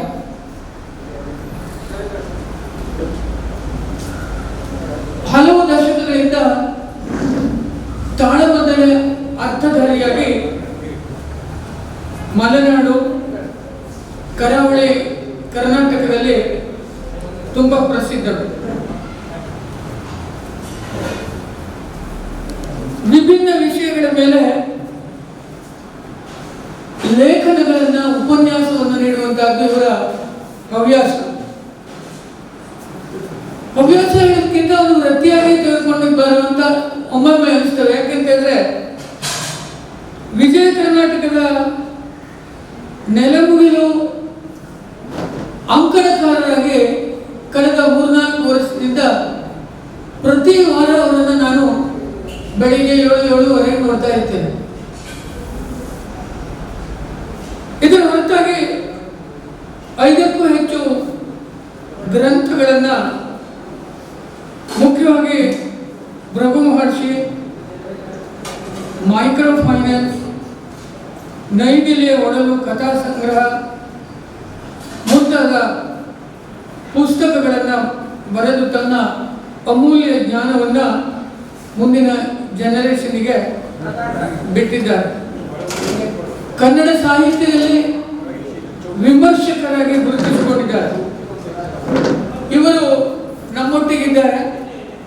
ಇವರಿಗೆ ನಮ್ಮ ಸಂಘದ ಸದಸ್ಯರಾದಂತಹ ಸನ್ಮಾನ್ಯ ಅಶೋಕ್ ಭಟ್ ಅವರು ಪುಷ್ಪಗುಚ್ಛವನ್ನು ನೀಡಿ ಸ್ಮರಣಿಕೆಯನ್ನು ನೀಡಿ ಕರ್ನಾಟಕ ಯಕ್ಷಗಾನ ಕಲಾ ಅಕಾಡೆಮಿ ಹಾಗೂ ಕಲಾ ಗಂಗೋತ್ರಿ ಮಠ ಇದರ ಪರವಾಗಿ ಸನ್ಮಾನಿಸಬೇಕು ಅಂತ ಕೇಳ್ಕೊತಾರೆ. ಬೇರೆ ಎಲ್ಲ ದೃಷ್ಟಿಯಿಂದಲೂ ಸಮಾಜ ಸೇವೆಯಲ್ಲಿ ತೊಡಗಿಕೊಂಡಂತ ಒಂದು ಆ ಆತ್ಮೀಯ ಭಾವ ಇದೆ. ಅದರೊಟ್ಟಿಗೆ ಇವತ್ತಿನ ಈ ಕರ್ನಾಟಕ ಯಕ್ಷಗಾನ ಅಕಾಡೆಮಿ ಒಟ್ಟಿಗೆ ಆಯೋಜಿಸಲ್ಪಟ್ಟಂತ ಈ ಯಕ್ಷಗಾನ ಕಾರ್ಯಾಗಾರದಲ್ಲಿ ನನಗೆ ಕೊಟ್ಟಿರುವಂತ ವಿಚಾರ ಬಡಗು ಮತ್ತು ತಿಟ್ಟುಗಳ ಸಾಮ್ಯತೆ, ವೈವಿಧ್ಯತೆ ಹಾಗೂ ಒಪ್ಪಂದದ ಪರಿಣಾಮಗಳು ತುಂಬಾ ಸುಂದರವಾದದ್ದು. ಯಾಕೆಂದ್ರೆ ಈಗ ಇಲ್ಲಿರುವಂತದ್ದನ್ನು ಮೂಲಭೂತವಾಗಿ ನಾವಿಲ್ಲಿ ಯಕ್ಷಗಾನದಲ್ಲಿ ಏನು ಇರ್ತವೆ ಅಂತ ಹೇಳಬೇಕು ಅಂತ ಹೇಳಿದ್ರೆ, ಮೊಟ್ಟ ಮೊದಲ ಈ ಯಕ್ಷಗಾನದಲ್ಲಿ ಭೇದಗಳು ಉಂಟಲ್ಲ, ಈ ಮಟ್ಟು ಮತ್ತು ತಿಟ್ಟು ಅಂತ ಹೇಳುವಂಥದ್ದು. ಈ ತಿಟ್ಟು ಅನ್ನುವುದಕ್ಕೆ ಕನ್ನಡದ ನಿಘಂಟಿನಲ್ಲಿ ಒಂದು ಚಂದವಾದ ಒಂದು ಶಬ್ದ ಇದೆ. ತಿಟ್ಟು ಅಂದ್ರೆ ಪ್ರಭೇದ ಅಂತ ಹೇಳೋದಾದ್ರೂ ಕೂಡ ತಿಟ್ಟು ಎನ್ನುವುದಕ್ಕೆ ಬೈಗಳು ಅಂತ ಹೇಳಿದ್ರು, ಹೀಗೆ ಹೇಳಲಿಕ್ಕೆ ಅಂತ ಹೇಳಿದ್ರು. ಆಮೇಲೆ ತಿಟ್ಟು ಅಂದ್ರೆ ಕಡೆಗಣಿಸುವ ಅಂತ ಹೇಳುವಂತ ಒಂದು ಶಬ್ದವೂ ಕೂಡ ಇದೆ. ಆದ್ರೆ ವ್ಯಾವಹಾರಿಕ ಅರ್ಥದಲ್ಲಿ ನಾವು ಯಾವುದನ್ನು ಮಾಡ್ತೇವಲ್ಲ ಅದನ್ನೇ ನಾವು ತೆಗೆದುಕೊಳ್ಬೇಕು ಹೊರತಾಗಿ ತಿಟ್ಟುವಿನ ವಿಚಾರದಲ್ಲಿ ಬೇರೆ ಯಾವುದನ್ನು ಕೂಡ ತೆಗೆದುಕೊಳ್ಳೋದಲ್ಲ. ಇದನ್ನ ಒಂದು ಪ್ರಾಸಂಗಿಕವಾಗಿ ನಾನು ಇಲ್ಲಿ ಹೇಳಿಕ್ಕೆ ಬಯಸ್ತಾ ಇದ್ದೇನೆ. ಯಕ್ಷಗಾನ, ಬಯಲಾಟ ಇವತ್ತು ನಾವು ಕೇಳ್ತಾ ಇದ್ದೇವೆ. ತಾಳಮದ್ದಲೆ ಸೇವೆ ಆಯಿತು, ಕುರುಗೋಡದಲ್ಲಿ ಸಿಕ್ಕಿತ್ತು, ತಾಳ ಇದರಲ್ಲಿ ಮತ್ತೆ ಕನಕದಾಸರ ಇದರಲ್ಲಿ ಸಿಕ್ಕಿತ್ತು. ದಯವಿಟ್ಟು ಹೇಳ್ತೇನೆ, ಅದು ಇವತ್ತು ನಾವು ಆಡಲ್ಪಡುತ್ತಿರುವಂತಹ ಯಕ್ಷಗಾನ ಎನ್ನುವುದಕ್ಕೆ ಯಾವ ಆಧಾರ ಸಾಲದು. ತಾಳಮದ್ದಲೆ ಸೇವೆ ಇವತ್ತಿನ ತಾಳಮದ್ದಲೆ ಅದರ ಜಾಗದ ಆಗ ನಮ್ಮ ಯಕ್ಷಗಾನದ ಪರಿಭಾಷೆ ತಾಳಮದ್ದಲೆ ಅಂತ ಹೇಳೋದು ನಂತರ ಬಂದಿರೋದು. ಹಾಗಾಗಿ ಅಲ್ಲಿ ಕುರುಗೋಡಿನಲ್ಲಿ ಸಿಕ್ಕುವಂತ ಅದರಿಂದ ಅದು ಅಲ್ಲಿತ್ತು ಇಲ್ಲಿತ್ತು ಅಂತ ಹೇಳುವುದು ಅದು ನಾವು ತಿಟ್ಟು ಹೇಳುವುದಕ್ಕೆ ಬೈಗಳು ಬೇರೆ ಬೇರೆ ಶಬ್ದ ಇದ್ದಾಗ ಅದಲ್ಲ, ಅದಕ್ಕೆ ಸಾಲದು. ಅದನ್ನ ಇವತ್ತು ನಾವು ಆ ಮುಕ್ತಿನ ಮೂಲಕವಾಗಿ ಹೇಳ್ತೇವೆ. ಆದ್ರೆ ಮೂಲಭೂತವಾಗಿ ಯಕ್ಷಗಾನ ಏನು ಅಂತ ಹೇಳಿದ್ರೆ ಆಡಬೇಕು. ಇದಕ್ಕೆ ಒಂದು ಉದಾಹರಣೆ ಇಲ್ಲಿಯವನೇ ಮಂಜೇಶ್ ಅಂತ ಹೇಳುವನು ಪ್ರಹ್ಲಾದ ಚರಿತ್ರೆಯಲ್ಲಿ ಬಂದಿದ್ದ. ಪ್ರಹ್ಲಾದ ಚರಿತ್ರೆಯಲ್ಲಿ ಏನಂತ ಹೇಳಿದ್ರೆ ಇದನ್ನ ಹೇಗೆ ಬರೆದಿದ್ದಾನೆ ಅಂತ ಹೇಳಿದ್ರೆ, ಅವ ಇಲ್ಲಿ ಮಂಜೇಶನಿಗೆ ಹೆಗಡೆಯವರು ನೋಡಿ, ಪೃಥ್ವಿಯಲ್ಲಿ ಮಿಗಿಲೆನಿರುವ ಪ್ರಭುಪುರದ ಉತ್ತಮ ಶ್ರೀ ಶಾಂತ ದುರ್ಗೆಯ ಭಕ್ತನ ಮಂಜಯ್ಯ ಶಾಣ್ವಿಯು ಭಕ್ತಿ ಪೂರ್ವಕದಿ ವಿಸ್ತರಿಸಿ ಭಾಗವತ ಸಾರೋತ್ತಮದ ಶ್ರೀ ಪ್ರಹ್ಲಾದ ಚರಿತೆಯ ನಿತ್ಯದಲ್ಲಿ ವಾಚಿಸುತ್ತ ಕೇಳುವರಿಗೆ ಇತ್ತು ಮಂಗಲವ. ಇದೊಂದು ಹಾಡುಗಬ್ಬವಾಗಿತ್ತು. ಮೊಟ್ಟ ಮೊದಲು ಹಾಡುಗಬ್ಬವಾದದ್ದು ಇವತ್ತು ಏನು ಒಂದು ಪ್ರದರ್ಶನ ಕಲೆಯಾಗಿದೆ ಅಂತ ಹೇಳಿದ ತಕ್ಷಣ ನಾವು ಮೂಲಭೂತವಾದದ್ದನ್ನು ಇಟ್ಕೊಳ್ಬೇಕೋ ಬೇಡವೋ? ಹಾಗಲ್ಲ. ಕಾಲದ ಪ್ರವಾಹದಲ್ಲಿ ಪ್ರತಿಯೊಂದು ಕೂಡ ತನ್ನದೇ ಆದಂತಹ ಒಂದು ಬದಲಾವಣೆಯನ್ನು ಬಯಸ್ತಾ ಇರ್ತದೆ. ಬದಲಾವಣೆ ತಪ್ಪು ಅಂತ ಹೇಳುವುದಿಲ್ಲ. ಕಾಳಿದಾಸ ಇದನ್ನೇ ಮಾತನಾಡ್ತಾನೆ. ಪುರಾಣ ನಿತ್ಯವನ್ನು ಸಾಧಿಸೋದು, ಪುರಾಣ ಅಂತ ತಕ್ಷಣ ಎಲ್ಲವೂ ಒಳ್ಳೆಯದು ಅಲ್ಲ, ಹೊಸತು ಅಂತ ಹೇಳಿದ ತಕ್ಷಣ ಎಲ್ಲವೂ ಕೆಟ್ಟದ್ದು ಅಂತ ಹೇಳಲ್ಲ. ಈ ಎರಡರಲ್ಲಿ ರಾಜ್ಯರಾದವರು ಯಾವುದನ್ನ ಆರಿಸಿ ನೋಡ್ತಾರಲ್ಲ ಆ ಮೂಲಕವಾಗಿ ಅದರ ಸತ್ವ ಇರುತ್ತವೆ ಅಂತೇಳಿ ಈ ವ್ಯವಸ್ಥೆಯಲ್ಲಿ ನೋಡುವಾಗ ನಮ್ಗೆ ಇವತ್ತು ಕಾಣಿಸುತ್ತಿರುವಂಥದ್ದು ಯಾವುದು ಕೇಳಿದ್ರೆ ತೆಂಕು, ಬಡಗು ಮತ್ತೆ ಉತ್ತರ ಕನ್ನಡದ ಬಡಗೆ. ಅದಕ್ಕೆ ಯಾರೋ ಒಂದು ದೊಡ್ಡ ವಿದ್ವಾಂಸರು ಅವರು ಹೇಳುವುದಾಗೆ ಎಷ್ಟೋ ಸಂದರ್ಭದಲ್ಲಿ ತಮಾಷೆಯಾಗಿ ಹೇಳ್ತಾರೆ, ಅದನ್ನು ಬಡ ಬಡಗು ಹೇಳುವ ಸ್ವಾಮಿ ಅಂತ ಹೇಳಿದ್ರು. ಅದನ್ನು ಬಡ ಬಡಗು ಅಂತ ನಾವೆಲ್ಲ ಹೇಳ್ತಾ ಇದ್ದೀವಿ. ವಾಸ್ತವವಾಗಿ ಬಡ ಬಡಗು ಹೇಳುವುದಕ್ಕೆ ಯಾವ ಅರ್ಥ ಇದೆ? ನಮ್ಮ ಡಾಕ್ಟರ್ ಜಿ.ಕೆ. ಅವರು ಮಾಸ್ಟರ್ ಕನ್ನಡ ಪಂಡಿತರು ಅವರೇ ಹೇಳಬೇಕು, ನನಗೇನು ಅದು ಎಲ್ಲೂ ಸಿಕ್ಕಿಲ್ಲ. ಹಾಗಾಗಿ ಬಡ ಬಡಗು ಅನ್ನುವಂಥ ಶಬ್ದವನ್ನ ನಾವು ಉಪಯೋಗಿಸಬೇಕು. ಉತ್ತರ ಕನ್ನಡದ ಪ್ರಭೇದ ಅಂತ ಹೇಳೋದನ್ನ ಒಪ್ಪಿಕೊಳ್ಳೋಣ, ತಿಟ್ಟು. ಈ ತಿಟ್ಟಿನಲ್ಲಿ ಉತ್ತರ ಕನ್ನಡದ ಪ್ರಭೇದವೋ ಅಥವಾ ಬಡಗಿನ ಪ್ರಭೇದವೋ ತೆಂಕಿನ ಪ್ರಭೇದವೋ ನಾವು ಸ್ಥೂಲವಾಗಿ ಗುರುತಿಸಲ್ಪಡಬೇಕಾದದ್ದು ಯಾವುದನ್ನು ಕೇಳಿದ್ರೆ ಆಹಾರ. ಈಗ ಆಹಾರದ ಬದಲಾವಣೆಯಲ್ಲಿ ಇಲ್ಲಿ ಎರಡು ಕಾಣಿಸ್ತಾ ಇದೆ, ಎರಡು ವೇಷಗಳು ಕಾಣಿಸ್ತಾ ಇದೆ. ಒಂದು ಉಡುಪಿಯ ಸಂಪ್ರದಾಯ, ಅಂದ್ರೆ ಉಡುಪಿದಲ್ಲ, ಸಾಲಿಗ್ರಾಮದ ಆ ಬ್ರಹ್ಮಾವತಿ ಸುತ್ತಮುತ್ತಲಿರುವಂತಹದ್ದು ಇದು. ಆಮೇಲೆ ತೆಂಕು ಅಂದ್ರೆ ಪಾವಂಜಿ ನದಿಯ ಆಚೆ ಸಂಪೂರ್ಣವಾಗಿ ತೆಂಕೆ, ಅಲ್ಲಿಯವರೆಗೆ ಸ್ವಲ್ಪ ಆಚೆ ಈಚೆ ಇದೆ. ಬ್ರಹ್ಮಾವರದಿಂದ ಆಚೆ ಅಂತ ಹೇಳಿದ್ರು ಕೂಡ ಪಾವಂಜೆ ನದಿ ಆಚೆ ತುಳು ಮಾತನಾಡುವಂತಹ ಕಾರಣದಿಂದ ಅಲ್ಲಿ ಬಂದಿರುವಂಥದ್ದು. ಈಗ ಈ 3 ಭಾಷೆಯಲ್ಲಿ ಯಾವುದು ಶ್ರೇಷ್ಠ ಯಾವುದು ಕನಿಷ್ಠ ಅಂತ ಹೇಳಲಿಕ್ಕೆ ಒಳ್ಳೆಯದಲ್ಲ. ನಾವೊಂದು ಸಿದ್ಧವಾದಂಥ ಒಂದು ಕಲೆ ಪ್ರಕಾರದಲ್ಲಿ ನೋಡುತ್ತಿರುವಂತಹ ಹೊತ್ತಿನಲ್ಲಿ ನಮಗೆ ಊಟಕ್ಕೆ ಯಾವುದು ಮುಖ್ಯ? ಒಬ್ಬರಿಗೆ ಜಿಲೇಬಿ ಇಷ್ಟ ಆಗ್ತವೆ, ಇನ್ನೊಬ್ಬರಿಗೆ ಹೋಳಿಗೆ, ಮತ್ತೊಬ್ಬರಿಗೆ ಕೇಸರಿ ಬಾತ್ ಇಷ್ಟ ಆಗ್ತವೆ. ಕೇಸರಿ ಬಾತ್ನವರು ಕೇಸರಿ ಬಾತೇ ಶ್ರೇಷ್ಠ, ಜಿಲೇಬಿ ಎಲ್ಲರೂ ಕೂಡ ಅದರಲ್ಲಿಯೂ ಕೂಡ ಅದರದ್ದೇ ಆದಂತಹ ಒಂದು ವಿಶಿಷ್ಟವಾದಂಥ ಒಂದು ತತ್ವ ಇದೆ. ಅದನ್ನು ನಾವು ಅರ್ಥ ಮಾಡ್ತೀವಿ. ಇಲ್ಲಿ ಕೊಟ್ಟಿರುವಂತಹ ಒಪ್ಪಂದದ ಪರಿಣಾಮಗಳು ಅದು ತುಂಬ ಮುಖ್ಯವಾಗಿರ್ತದೆ. ವೈಶಿಷ್ಟ್ಯ ಮತ್ತೆ ಅದು ಕಾಲಕ್ಕೆ ತಕ್ಕಂತೆ, ಯಾಕಂದ್ರೆ ಗಂಗಾ ನದಿಯು ಕೂಡ ಹರಿಯುವಂತ ಹೊತ್ತಿನ ಆ ಜಾಗದಲ್ಲಿ ಹೋಗಿ ಬೇರೆ ಕಡೆ ಇಲ್ಲ. ಅದು ಕಾಲದ ಪ್ರವಾಹ. ಶಂಕರಗಡೆ ಒಂದು ವಿಚಾರ ಅವರು ಚೆನ್ನಾಗಿ ಹೇಳಿದ್ರು, ಸವಾಲುಗಳ ವಿಚಾರ. ಕಾಲಕ್ಕೆ ಒಡ್ಡಿಕೊಂಡಂತ ಹೊತ್ತಿನಲ್ಲಿ ಅದು ಬರ್ತಾ ಬರ್ತಾ ಬರ್ತಾ ಬರ್ತಾ ತನ್ನದೇ ಆದಂತ ಒಂದು ಸ್ವರೂಪವನ್ನು ಕಂಡುಕೊಳ್ತದೆ. ಅದರಂತ ಎಲ್ಲ ನದಿ ಗಂಗಾ ನದಿ ಆಗುತ್ತದೆ. ಇದನ್ನು ನಾವು ಅರ್ಥ ಮಾಡಿಕೊಳ್ಳಬೇಕು. ನಾವು ಮಾಡಿದ್ದೆಲ್ಲ ಕಲೆಯೂ ಆಗುವುದು, ಅದನ್ನು ಅರ್ಥ ಮಾಡಿಕೊಳ್ಳಬೇಕು. ಹರಿಯುವಂತ ನದಿ ತನ್ನದಾದಂತ ಒಂದು ಎಟಿಮಾಲಜಿಯನ್ನ, ನಿರ್ವಚನವನ್ನು ಉಳಿಸಿಕೊಳ್ಳದೆ ಇದ್ದರೆ, ಅದರ ಶುದ್ಧತೆಯನ್ನು ಉಳಿಸಿಕೊಂಡೇ ಅದು ಹರಿತಾ ಬರಬೇಕು. ಅದಿಲ್ಲದೆ ಇದ್ರೆ ಅನೇಕ ತೊರೆಗಳು ಕೂಡ ಹುಟ್ಟಿ ಬರ್ತವೆ, ಎಲ್ಲಿ ಹೋಗಿರ್ತವೆ. ಅಂಬಾ ಎನ್ನುವಂತ ಒಂದು ನದಿ ಹಾಗೆ ಆಗಿದೆ ಅಂತ ಪುರಾಣ ನದಿಗಳ ಉತ್ಪನ್ನದಲ್ಲಿ ಬರ್ತವೆ. ಅದು ಏನಿದೆ ಮೊಸಳೆಗಳಿಂದ ಕೂಡಿಕೊಂಡಿದೆ.